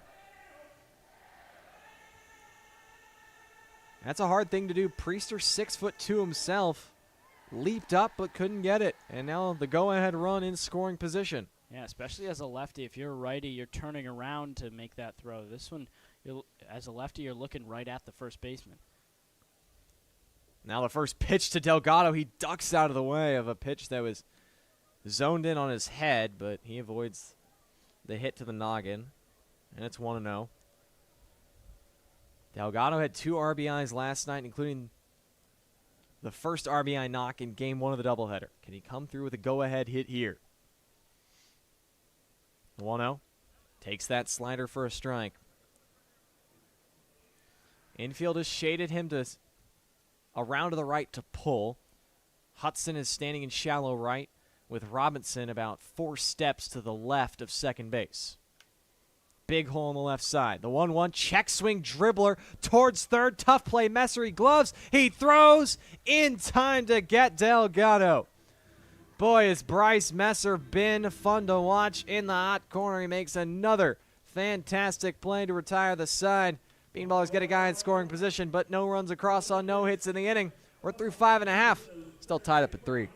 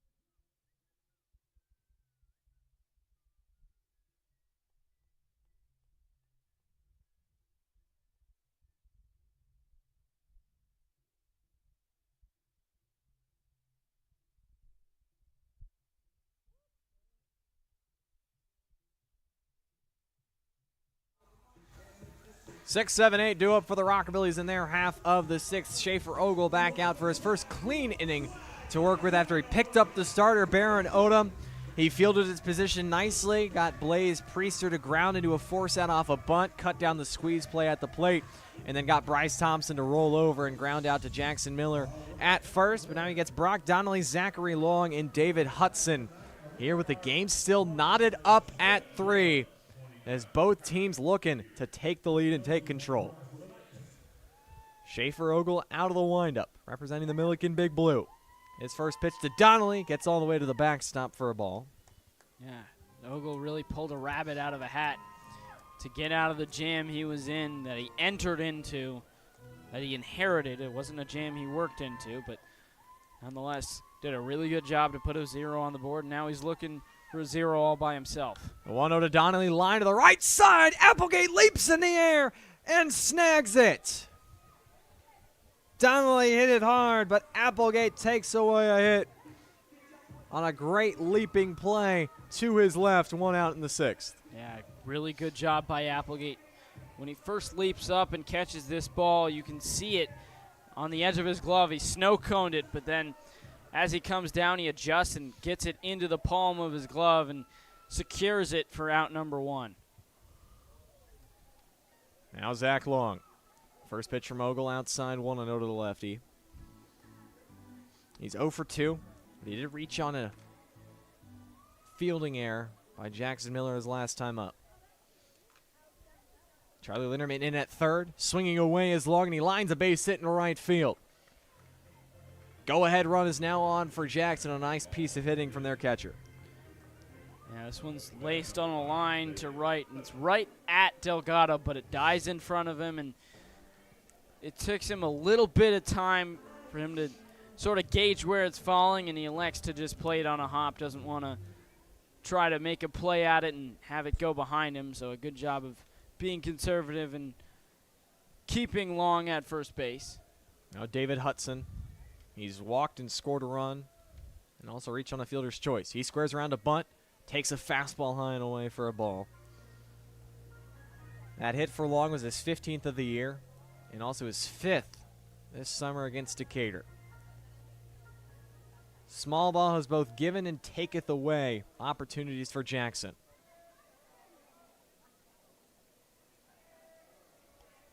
The 1-0. Hudson's check swing. Lines one foul, not bunting that time. And it's 1-1. Yeah, this is a fastball that tails in on him, and he just puts the bat out there, goes around too far, and the ball hits the bat, so probably would have been ball 2, but instead it's strike 1. Long is 2 for 2 stealing bases this summer. Is not going, and a swing and a miss, swings through a slider. Does Hudson. He's down the count 1-2. Strikeouts have been the Achilles heel for Hudson. He struck out 7 times in his previous 6 games up to this point. Has not struck out tonight. A 1-2. Takes one high and tight. Count is even. Ogle with 1 out and a runner at first. 8-hitter at the plate, 9-hitter on deck. You have to feel like you got to get the final 2 outs between these 2 guys. Don't want to let Hatfield and Robinson come to the plate. 2-2. Fastball right down the middle. David Hudson leaves the bat on his shoulders, and he strikes out looking. Out number 2 in the inning. That's a really good job from Ogle. He just rears back and fires this one with all he has. And not sure what Hudson was looking for, but he must not have been expecting a fastball right down the heart of the plate because he just watches it all the way and knows what's coming. Strike 3 called, and back to the dugout, out number 2. First pitch to the left-handed hitting Bryce Messer's outside, 1-0. Ogle had just 2 strikeouts in his 3 innings of work against the Thrillbillies. He tallies his first strikeout to the 5th batter he's faced. Messer's 1 for 2 today. He singled and scored a run and struck out his last time up. The 1-0. Change-up away. And it's a hitter's count 2-0 to the bottom of the Rockabillys order. Zach Long still at first. He singled. 2 outs in the bottom of the 6th. Tied 3-3. 2-0 is way outside on a fastball, and it's 3 straight misses with a dangerous Xavier Hatfield looming in the on-deck circle. Yeah, Truman, you mentioned it. Bean Ballers really want to get these 2 outs towards the bottom of the order before they face Hatfield. Want to put him off until next inning, and got the first, did Ogle, struggling to get the second. 3-0. Fastball in the outside corner, 3-1. Ogle walked 2 against the Thrillbillies. He's trying to claw his way all the way back against Bryce Messer.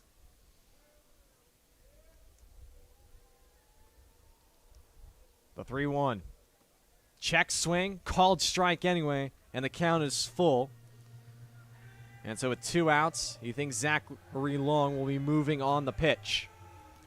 Yeah, for 3-1, you're looking for your pitch, and that was not it. But it was a good job from Ogle to hit the exact same spot, get that call in the outside corner. Payoff pitch. Fastball at the belt. Called strike 3. Ogle does it himself. Back-to-back called strikes to end the Rockabilly 6th. We're still tied at 3. In for a doozy of a finish here on the official YouTube channel. For your Decatur Bean Ballers will be Reynolds, Linderman, and Abernathy. Due up next.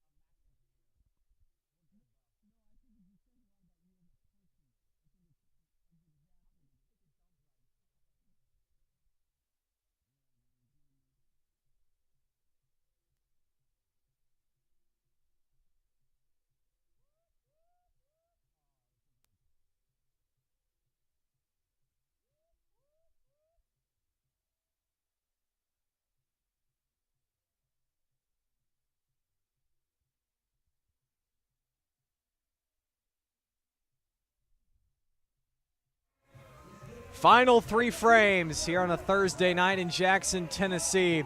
9:24 local time. And it's still been the same score since the top of the 4th. 3-3, Bean Ballers and Rockabillys.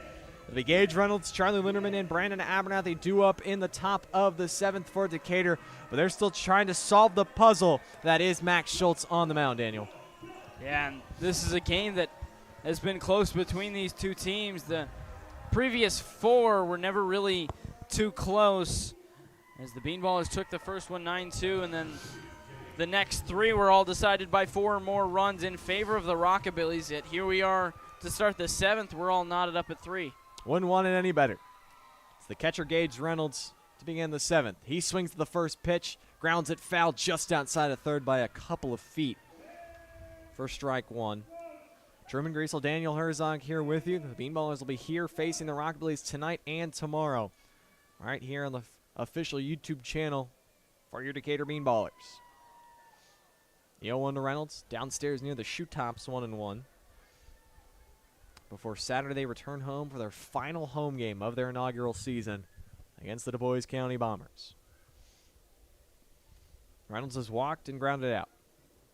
The 1-1 skips in there. And it's 2-1. Reynolds trying to extend his hitting streak. He currently sits at 6 games.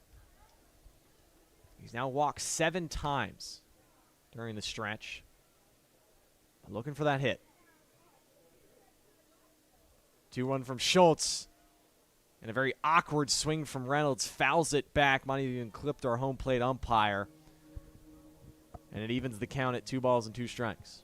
Yeah, the umpire immediately after that foul ball waltzes off towards the edge of the batter's circle. And usually see sometimes when a catcher gets the worst of a foul ball, the umpire walks the ball out, and Long repays the favor as he takes the ball from the umpire's pocket and then walks it out to Schultz on the mound to give the umpire some time. That was an awkward swing from Reynolds. He was sitting fastball, and he got that slider from Schultz and had to do a very late swing. If you were playing MLB The Show, you get a very late on the hit meter. Schultz already has 3 strikeouts through his inning and a third. He deals on 2-2. Change up outside corner called strike 3. 4th strikeout of the night for Max Schultz. He's cruising. Yeah, he just paints this one outside corner. Reynolds watches it the whole way and doesn't like the result he gets as he's just frozen in his stance and ends up being the first out of the inning. Now Charlie Linderman, who's put the ball in the air a couple of times, fly to center and fly to right. This is his first game again as a hitter. He's appeared plenty as a pitcher. As the first pitch skips in front of the plate and gets all the way to the backstop for ball 1 from Schultz. Linderman last summer with Springfield appeared in 20 games as a hitter. He had 14 hits, 3 doubles, no home runs. He did drive in 7. It's 310 down the left field line here at Rockabilly Stadium, but that massive blue monster out and left. The 1-0 pulls the string on the changeup. Linderman takes for a strike. Linderman didn't have any homers at Highland Community College in 13 games this past spring. 1-1, another changeup, and Linderman was out in front. Can't pull the trigger. It's 1-2. Yeah, Linderman was out in front. Once he realized this one wasn't coming in as fast as he expected, he was sort of just frozen and watched a pretty good pitch to hit, but fooled on it. 1-2, backs him off the plate on a slider that got way too inside from Schultz. He's had such command of that slider changeup, he hasn't needed the fastball. He's made the Bean Ballers look silly with his off speed.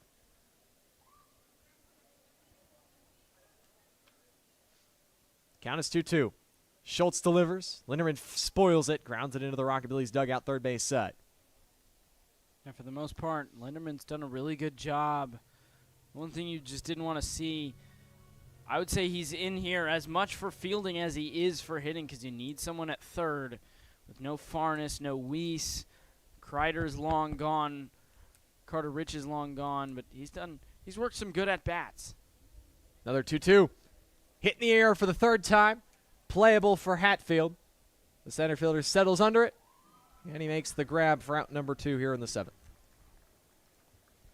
Yeah, once again, a good at-bat from Linderman, and puts good wood to this ball, but it just hangs up there in the air, and Hatfield happy to collect it in center field as there's now 2 away. But there are not 3 away. You need to get the 3rd out, and the Bean Ballers have been really good scoring with 2 outs this season. First pitch to Brandon Abernathy, a fastball in the inside corner for a strike. BA's 0 for 2, but he did walk and come around to score back in that 4th on the home run from Jackson Miller. Schultz delivers another fastball. Top of the zone, quickly 0-2. This is BIA's team high 162nd at bat. He leads the team with 43 hits. Trying to extend the life in the 7th. The 0-2. Rolled on the ground towards short. Robinson's got it. Up with the throw, but not able to dig it out at first is Priester. And the Bean Ballers still have life here in the 7th. Abernathy reaches on the air. Yeah, E6 as Robinson, as he grabs this ball, he seems to have it just fuzzling around in his hands, doesn't quite collect it, and then when he throws, he spikes this throw, and it's not a nice long hop for Priester. It's right at his feet, and he can't quite dig it out. And the Bean Ballers have life now, a guy on base, and probably their most dangerous hitter at the plate, although he's been hit 3 times tonight. It's been a single game record in Bean Ballers history. 3 hit by pitches from Will Applegate. All 3 were courtesy of Carson Lindsay. So Applegate's hoping that Schultz didn't get the same memo. Schultz gives a check over to Abernathy, and he hits Priester in the chest with this throw. Last inning, he airmailed Priester and allowed Brady Grabowski to move to second.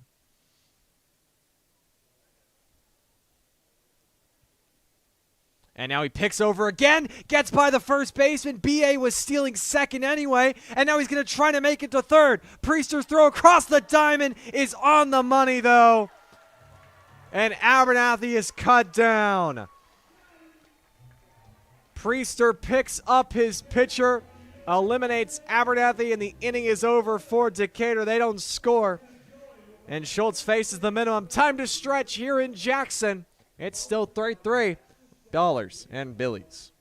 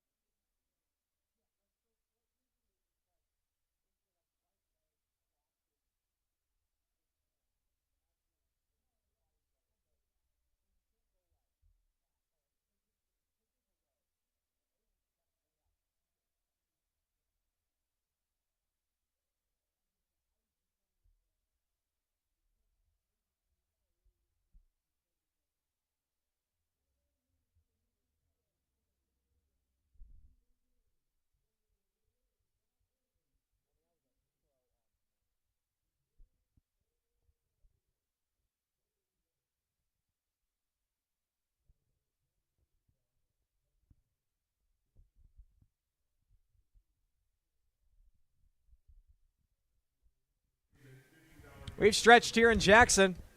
Bean Ballers failed to score in the top of the 7th. Brandon Abernathy thrown out at third, but it's the top of the lineup for the Rockabillys. Hatfield, Robinson, and Woods. And you have to think if there was a part of the order to get it done and give them the lead, it's this part.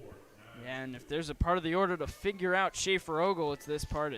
He's just been in a rhythm, so maybe the walking ability of Hatfield can slow him down and break him open for Robinson, who already has 3 hits on the day. First pitch to Hatfield is low and away, ball 1.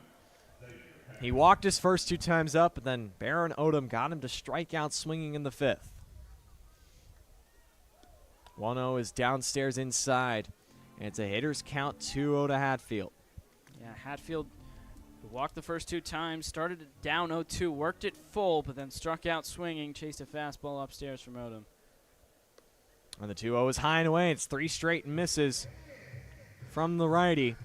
And it's a guy you don't want to walk, especially in a leadoff scenario where he has the chance to steal multiple bases. 3-0 is taken all the way, and it's taken for a strike from Hatfield. Yeah, good job from Ogle to find the zone. Hatfield, ironically, typically you say you don't want to walk him. He has been caught stealing today, but very fast. 3-1 is cut on and missed from Hatfield, 3-2. Saw this last inning. Schaefer Ogle fell behind Bryce Messer 3-0. Came all the way back to strike out the 9-hole hitter. Out of the windup. The payoff pitch. Lined in the air to center. Abernathy got a great jump on it, but he can't get there as it lands in front of him. And Hatfield reaches to lead off the 7th, and he represents the go-ahead run. Yeah, Abernathy did have a great jump, but this one just completely dies as it gets over the infield and plops down right in front of Abernathy, and he elects to play it in front of him, doesn't try to make a diving stab at it and risk of it getting behind him, which would probably resulted in Hatfield at least at third, if not around the bases. So a good job, and we've already seen Reynolds throw him out. That was just the 6th caught stealing all season for Hatfield, who has 37 stolen bags, but it is possible. Big lead at first. Not going the first pitch. And the fastball misses outside from Ogle to Zach Robinson. Went with the slide step. 34th hit of the year for Hatfield. Robinson's 3 for 3 tonight, including the 3-run double back in the 3rd. The 1-0. Outside 2-0. Certainly don't want to walk the go-ahead run into scoring position, and John Toney is hustling out of the first base dugout to come out and talk to Ogle. Robinson's 2 doubles tonight now put him at 10 on the summer. That now leads the Jackson side. He's a dangerous bat, and with the speed that Hatfield possesses, even a ball that any of the 3 Decatur outfielders are able to cut off before it gets to the alleyway, Hatfield could easily scores on the double from Robinson back in the 3rd.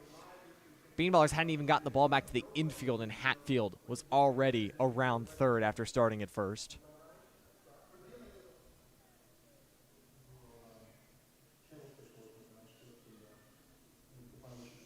Conversation over with Ogle. Hitters count for Zach Robinson. It's been quite the night. His first 3-hit game of the summer, his 11th multi-hit game. 2-0, fastball misses away yet again, 3-0. Robinson's best game of the summer came against the Lucky Horseshoes June 19th. He went 4 for 5 with 2 doubles and an RBI. That's his season-high in hits. I doubt they give him the green light here, 3-0.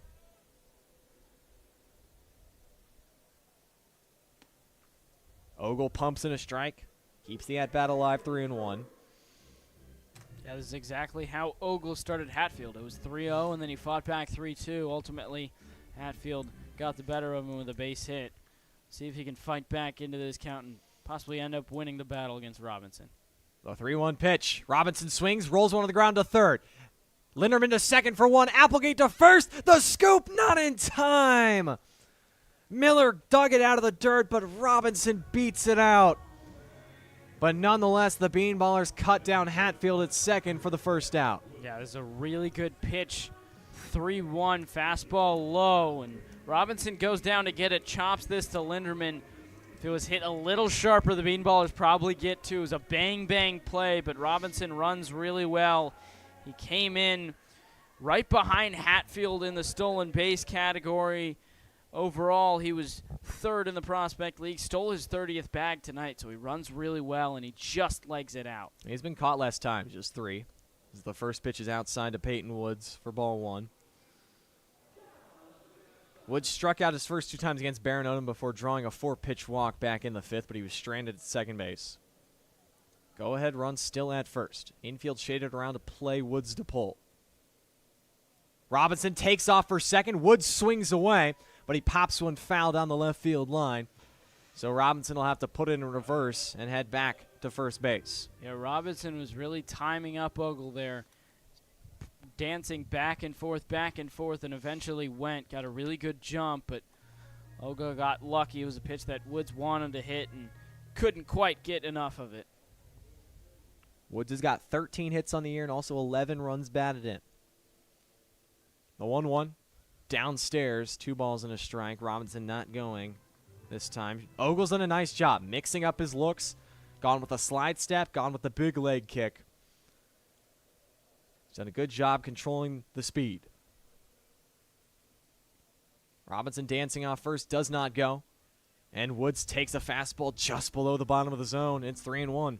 Yeah, he's been trying to dot that spot. Low and away to lefties, low and into righties. Couldn't quite get the call there. It was certainly close. It's a hitter's count to Peyton Woods. Blaze Priester on deck. The 3-1. Woods swings, grounds it through the hole into right field. Robinson moves up to second, but he'll stop there. Now 2 men aboard for Jackson. And the go-ahead run standing in scoring position. Yeah, this is the second time that Ogle works his way into a 3-1 count, but unlike the first, he tries to go low again, but this ball creeps up just the tiniest bit towards the middle of the plate, and Woods doesn't miss it, blisters it in between Applegate and Miller, sharply into right field. It was hit sharp enough that despite Robinson running well, he can only get to second, but now you have to deal with a guy in scoring position. Blaze Priester 0 for 2 today with a hit by pitch. With Robinson's speed, a single to the outfield should get the job done and give the Rockabillys the lead. First pitch from Ogle. Backs Priester off the plate. He spins out of the way of a pitch that grazed under his chin.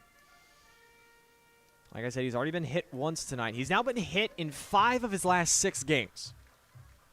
Some call that a ball magnet. It is Blaze Priester. Yeah, and combined, we've seen 5 hit by pitches tonight, which is not a whole lot, but it's weird that there have been that many. Robinson trying to get in the head of Ogle, dancing off second. A long look. Now Robinson takes off for third. Priester swings away, though. Pops it up into playable territory. Applegate to his left. Makes the grab. Throws back to second. And doubles up Robinson to end the inning. How about the Bean Ballers defense? They've come to play tonight. Ogle escapes the jam. And we're still knotted up at 3. Headed to the 8th. All it takes is 1. Applegate, Fabriette, Miller coming up in the top of the 8th. Bean Ballers looking to take the lead.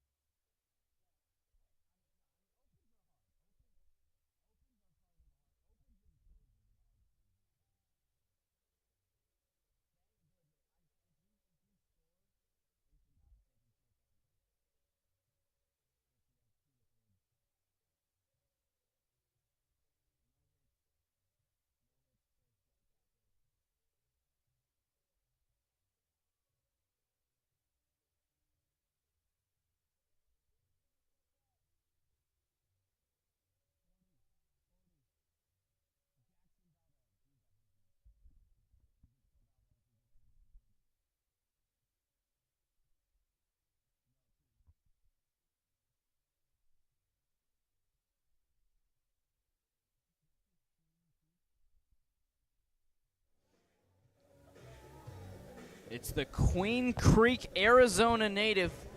A long way away from home is Jackson Valdez to the mound. He gets the 8th inning. No saves on the year.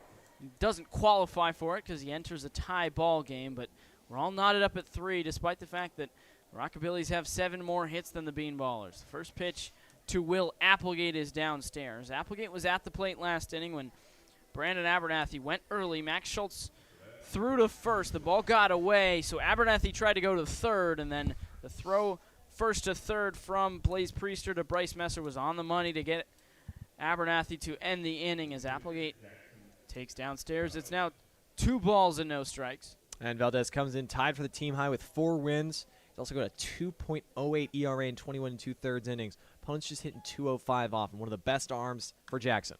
2-0 grounded right side, tough play, diving stab, but it bounces off the glove of Hudson, and Applegate gets to first safely. It'll be a base hit, and just the 3rd base hit for Decatur, but it's the go-ahead run on the base paths. Yeah, fastball challenges Applegate right there. Grounds it to the right side. It's a tough play, long run for Hudson. He dives to keep it in front of him, but he sees it go off his glove. If he fields that clean, he has a better shot. But there's the Decatur's first hit since the 4th. Now the go-ahead run on base against a new arm. I'm sure Jackson was trying to save Max Schultz for later this week, not wanting to use him up too much, but he was fantastic. Yeah, for Schultz today, 4 strikeouts, no hits, no walks, a hit by pitch, and an error are the only base runners. Fabriette swings away, lofts one to shallow center, and out to make the catch is Hudson. Hatfield was sprinting in, but it was far closer to Hudson's territory, and he makes the catch to retire Fabriette for the 3rd time today. And it's now Jackson Miller to the plate. The first time he faces a righty. He already went yard today. He's 1 for 3, a 3-run home run. All the runs for the Bean Ballers so far. And this is the 2nd time Valdez is facing the Bean Ballers. Put up 4 innings of 1-run ball the last time these two played. Miller swings away and lofts one back and out of play off to the left. And Valdez only has 1 start. This is the 10th time he comes out of the bullpen, 11th appearance overall. He's got a 4-1 record, 2.08 ERA. A pickoff throw, but Applegate's back in time. And we talked about Rockabillys don't tend to get a ton of base runners, but they tend to be pretty efficient. They run the bases well and score runs sometimes because of it, but they have been anything but today. The 0-1's upstairs. It's now 1 ball and 1 strike. Well, Valdez is very much a pitch-to-contact guy. He's just struck out 11 and only walked 7 in his 21 2/3 innings up to this point. So he uses his defense, but he is effective getting into a lot of weak contact. Opponents, again, just batting a little over 200. 1-1 pitch. Miller lofts one deep to left center. That one's going back at the wall. Thompson adjusts and makes the catch. Applegate needs to get back before he gets doubled off. The throw-in will not be in time. Miller certainly gave it a ride all the way to the warning track, but Thompson makes the catch for out number 2. I mean, Jackson Miller absolutely pieces this baseball, but all credit goes to Thompson out and left. He gets a great jump on the ball, meets it to his spot, knows where the wall is, and makes an over-the-shoulder basket grab and takes away extra bases. And Applegate was already around second. He would have scored easily.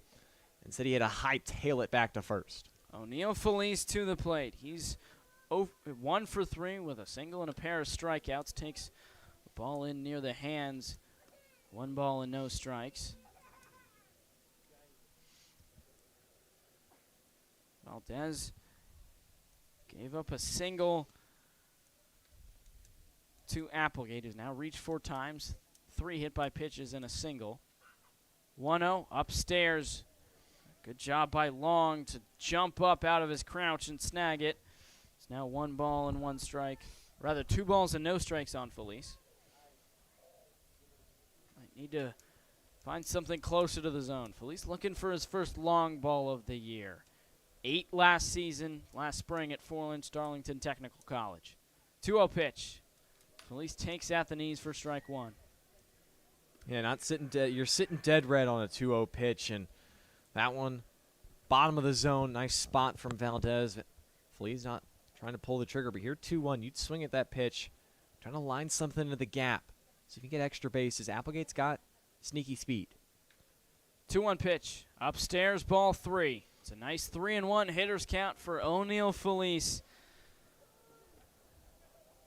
And Felice is tied for the most run production, 22 RBIs. Him and Brandon Abernathy both have. Jackson Miller got up to 20 on his 3-run job earlier today. 3-1 pitch. Felice takes ball 4 outside. And he's on for the second time today. His first walk drawn of the night. And Applegate now into scoring position. Brady Grabowski to the plate. Bean Ballers looking to score the go-ahead run. Yeah, very patient hitter is O'Neal. We've seen this a lot, especially I feel like the second half of the year. After it went down in June when he hit only 216, I feel like a reason he's hitting 361 here in the month of July is not because he's gotten more hits, but he's seeing the ball better. He's being more patient, getting in more favorable counts, not swinging and missing at pitches outside the zone a lot more, and he shows it there. Not chasing anything, and he walks the go-ahead run now into scoring position. So it's Brady Grabowski to the plate. That could be said for the Bean Ballers as a whole, as their on-base percentage is over 80 points better in the month of July as it is in the month of June, and thus the batting average is also 70 points better. So they've been drawing their fair share of walks, and plate discipline has gone up, and because of that, they've gotten into hitters' counts, and the hits have also gone up. Applegate dances off of second. Valdez looks that way.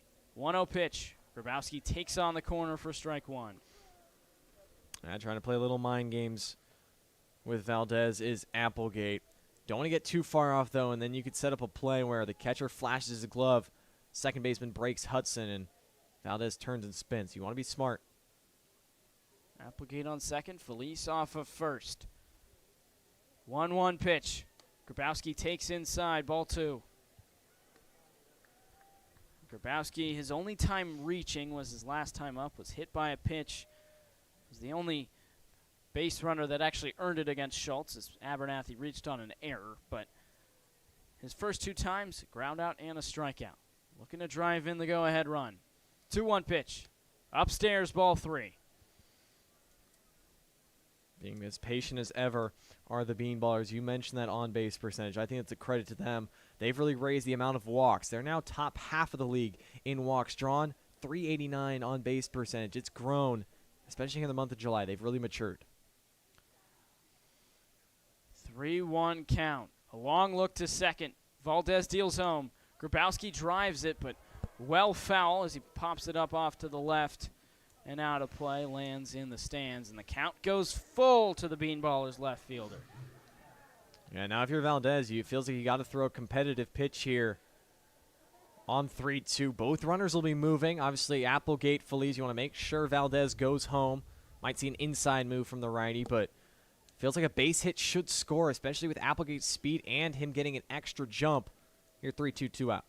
Noah Delgado on deck is 0 for 3 with a trio of strikeouts. There is a place to put him, only first and second. Payoff pitch. Grabowski lines it into right field. It's falling fast, but a sliding catch made by Woods to steal a base hit from Brady Grabowski and end the inning. The Bean Ballers can't score. They leave 2 on base. We go to the bottom of the 8th. We're still knotted up at 3.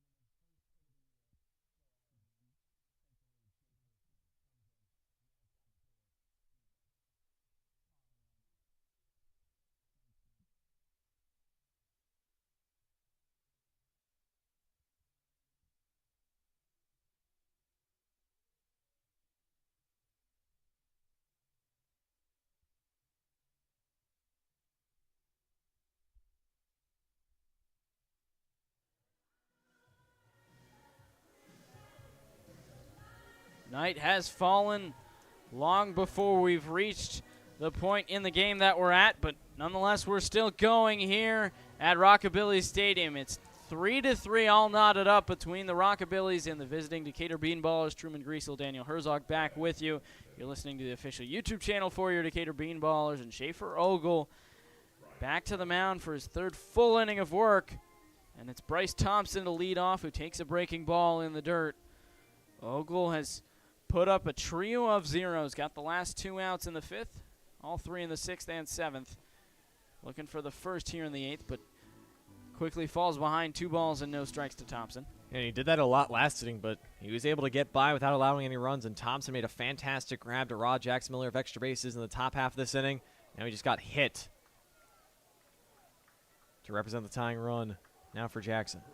2-0 is upstairs, hits him in the arm near the shoulder as he was ducking out of it.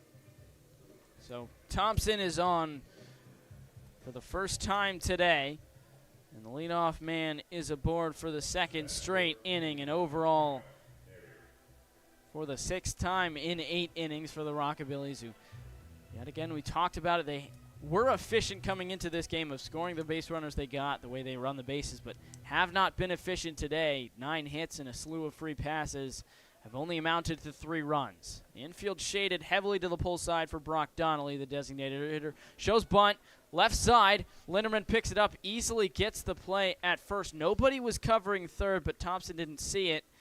And Linderman scampers back to where he came from after he recorded the out.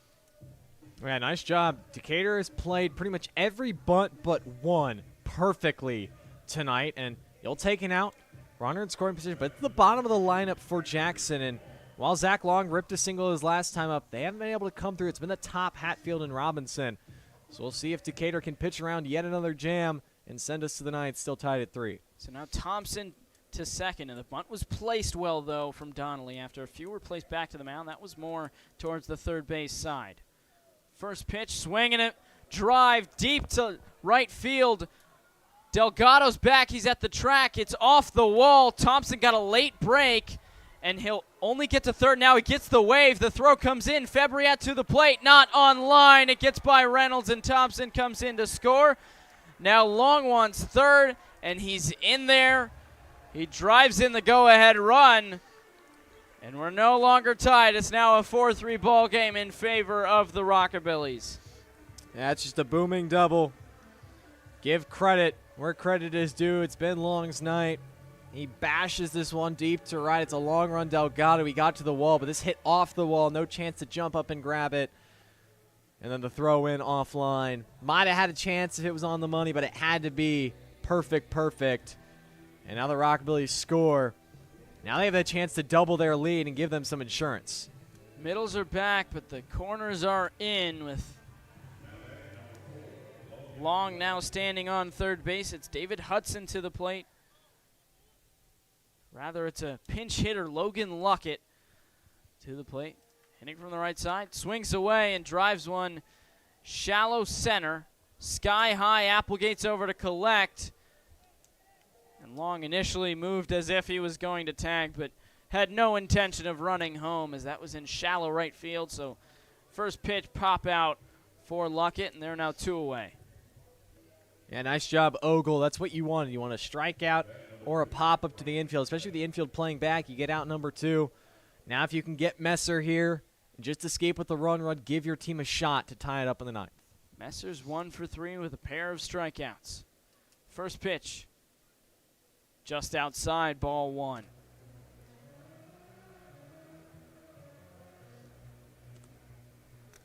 It was a play that, on the double, Thompson had to wait and make sure that Delgado didn't catch it. It was hanging up in the air for a while, but eventually came down and was not caught. 1-0 is in there for a strike on the outside corner. That just goes to show you, Daniel, leadoff free pass, the hit by pitch on Bryce Thompson. Comes around to bite Decatur. But maybe they got a 9th inning rally in them. Thompson nearly ran into an out as Fabriat had a chance, but would have been another out made on the base pass by the Rockabillys, but throw wasn't on line. And nonetheless, Thompson scored the go-ahead run. It's now 2-1 as the 1-1 misses outside to Messer. Ogle from the stretch. Long off of third. He looks that way. A long stare, now delivers home. 2-1 pitch. Just off the outside corner. 3 balls and 1 strike. It's been small misses from Ogle, but big league takes from Messer. He's looking to walk and get it to Hatfield. I feel like 3-1, you got to go right after him here. Challenge him, not something down the middle, but challenge him, a good competitive pitch. 3-1 pitch. Fouled back into the screen. It was a good competitive pitch. Fastball at the top of the zone. Messer fights it off. The count goes full. He had been trying to dot that outside corner for some time against lefties, where the Rockabillys have a slew of lefties in their lineup, but goes to the fastball upstairs instead. Payoff pitch. Swing and tap foul off to the right.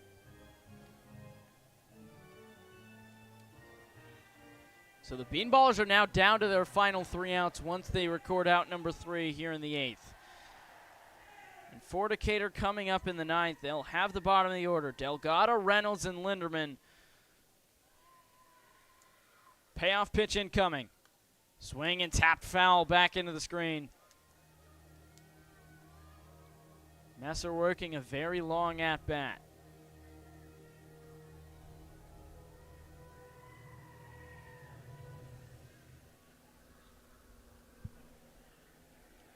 Rockabillys got some good news when the Catfish took down the Hoots earlier today. Another foul ball. Tapped off the top of Reynolds' glove.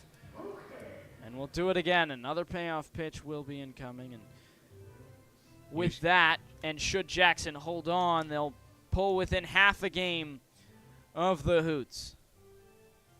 But they also will have to face the Catfish 3 times.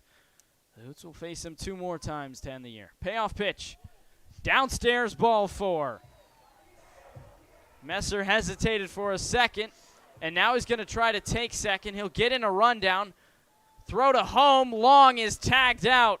Dead to right. Another out on the base paths. Not really sure what the Rockabillys were thinking.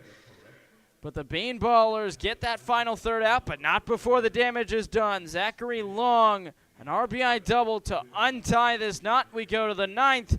It's 4-3. Rockabillys, Bean Ballers down to their final 3 outs.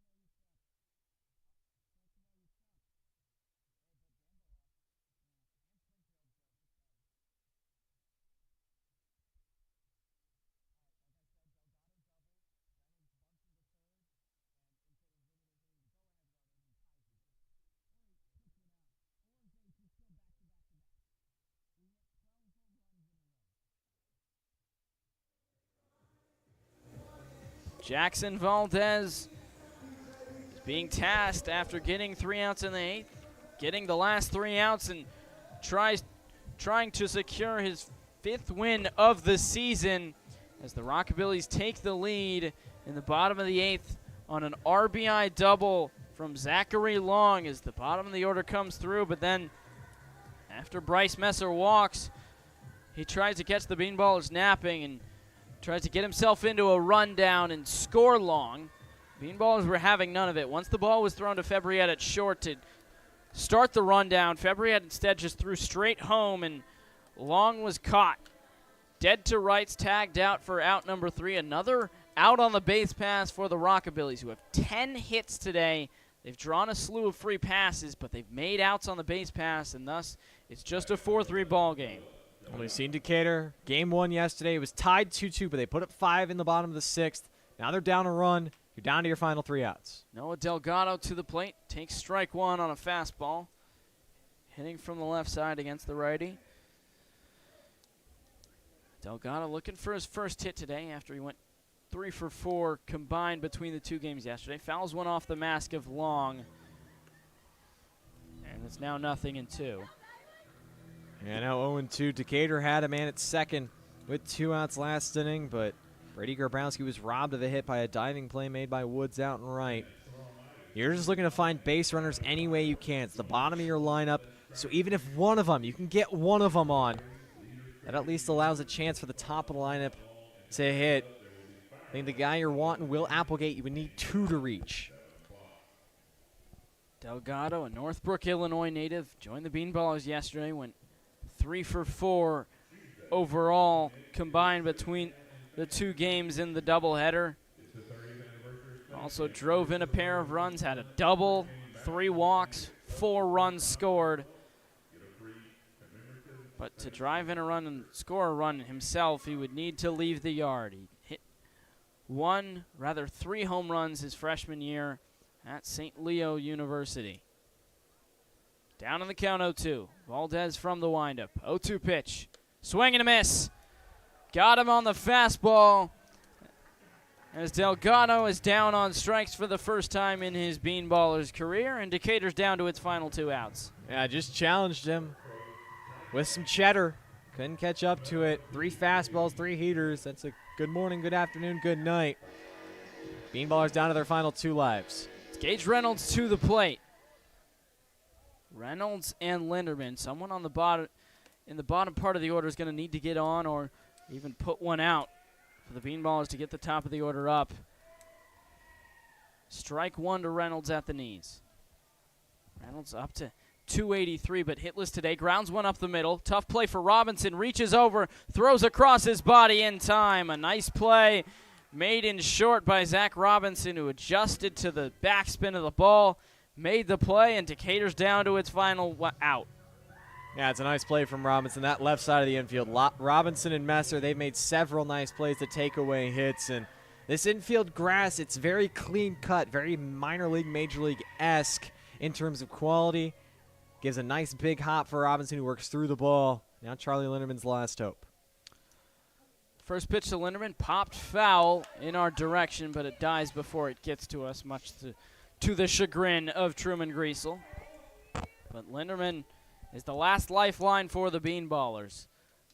Guy making his first appearance at the plate. His work good at bats, but yet to get on base. 0-1 pitch, grounded to short. Robinson backhands it. Toss across the diamonds in time. Robinson puts away the last 2. The Bean Ballers go 1-2-3 in the 9th, and after the RBI double by Zachary Long, the Rockabillys close it out by a score of 4-3. And the Bean Ballers' hopes of the postseason are all but finished. Yeah, tough loss tonight, because you had the 3-run homer for Jackson Miller, but that was pretty much the only offense, the really only time outside of the 8th that I saw fight. I saw life from him. You got to give credit to Carson Lindsay. He labored. And then Max Schultz, I think, even though he doesn't get the win, he is the guy that came in, slammed the door on Decatur, and they just couldn't catch up to him. It's a hard-fought battle, and these margins are thin, especially when your playoff hopes are on the line. And you got to give credit where credit is due, though. Baron Odom, he put his life on the line, his heart and soul on the mound. 4 1/3, just 3 runs. That's good enough to win a ball game. And I mean, Schaefer Ogle, 3 2/3, just the 1 run allowed.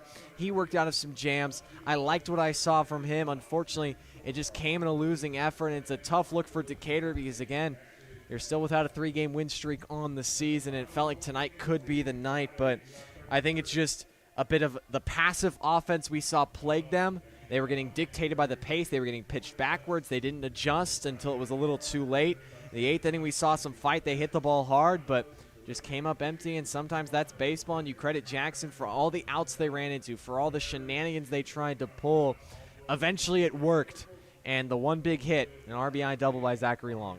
Yeah, Decatur again, a 3-run jack by Jackson Miller back in the 4th, and then a single to follow it up by O'Neal Felice right after that. But only one hit the rest of the way in the final 5 innings. It was a single from Will Applegate. He was stranded on base. The Bean Ballers stranded scoring positions, or scoring opportunities, runners in scoring position, but also just couldn't get their offense fully going. They end with just 3 hits, just 3 runs, and the Rockabillys close it out despite how many outs and runners they left on the base paths. A 4-3 victory. We'll be right back here tomorrow. The Bean Ballers and Rockabillys, 7 o'clock first pitch down here in Tennessee before Decatur returns home to Workman Family Baseball Field for the final home game of the season. As Truman Griessel said before, whether you've been out to a game or whether it would be your first one, please come out, support the Bean Ballers' inaugural season, the home finale, where they face the Du Bois County Bombers. But as it finishes tonight, Bean Ballers on the losing end, 4-3 against the Jackson Rockabillys. That'll do it for us. My broadcast partner, Truman Griessel. I've been Daniel Herzog saying so long. Thank you to all those who tuned in, and have a great night, everyone. We'll be back tomorrow.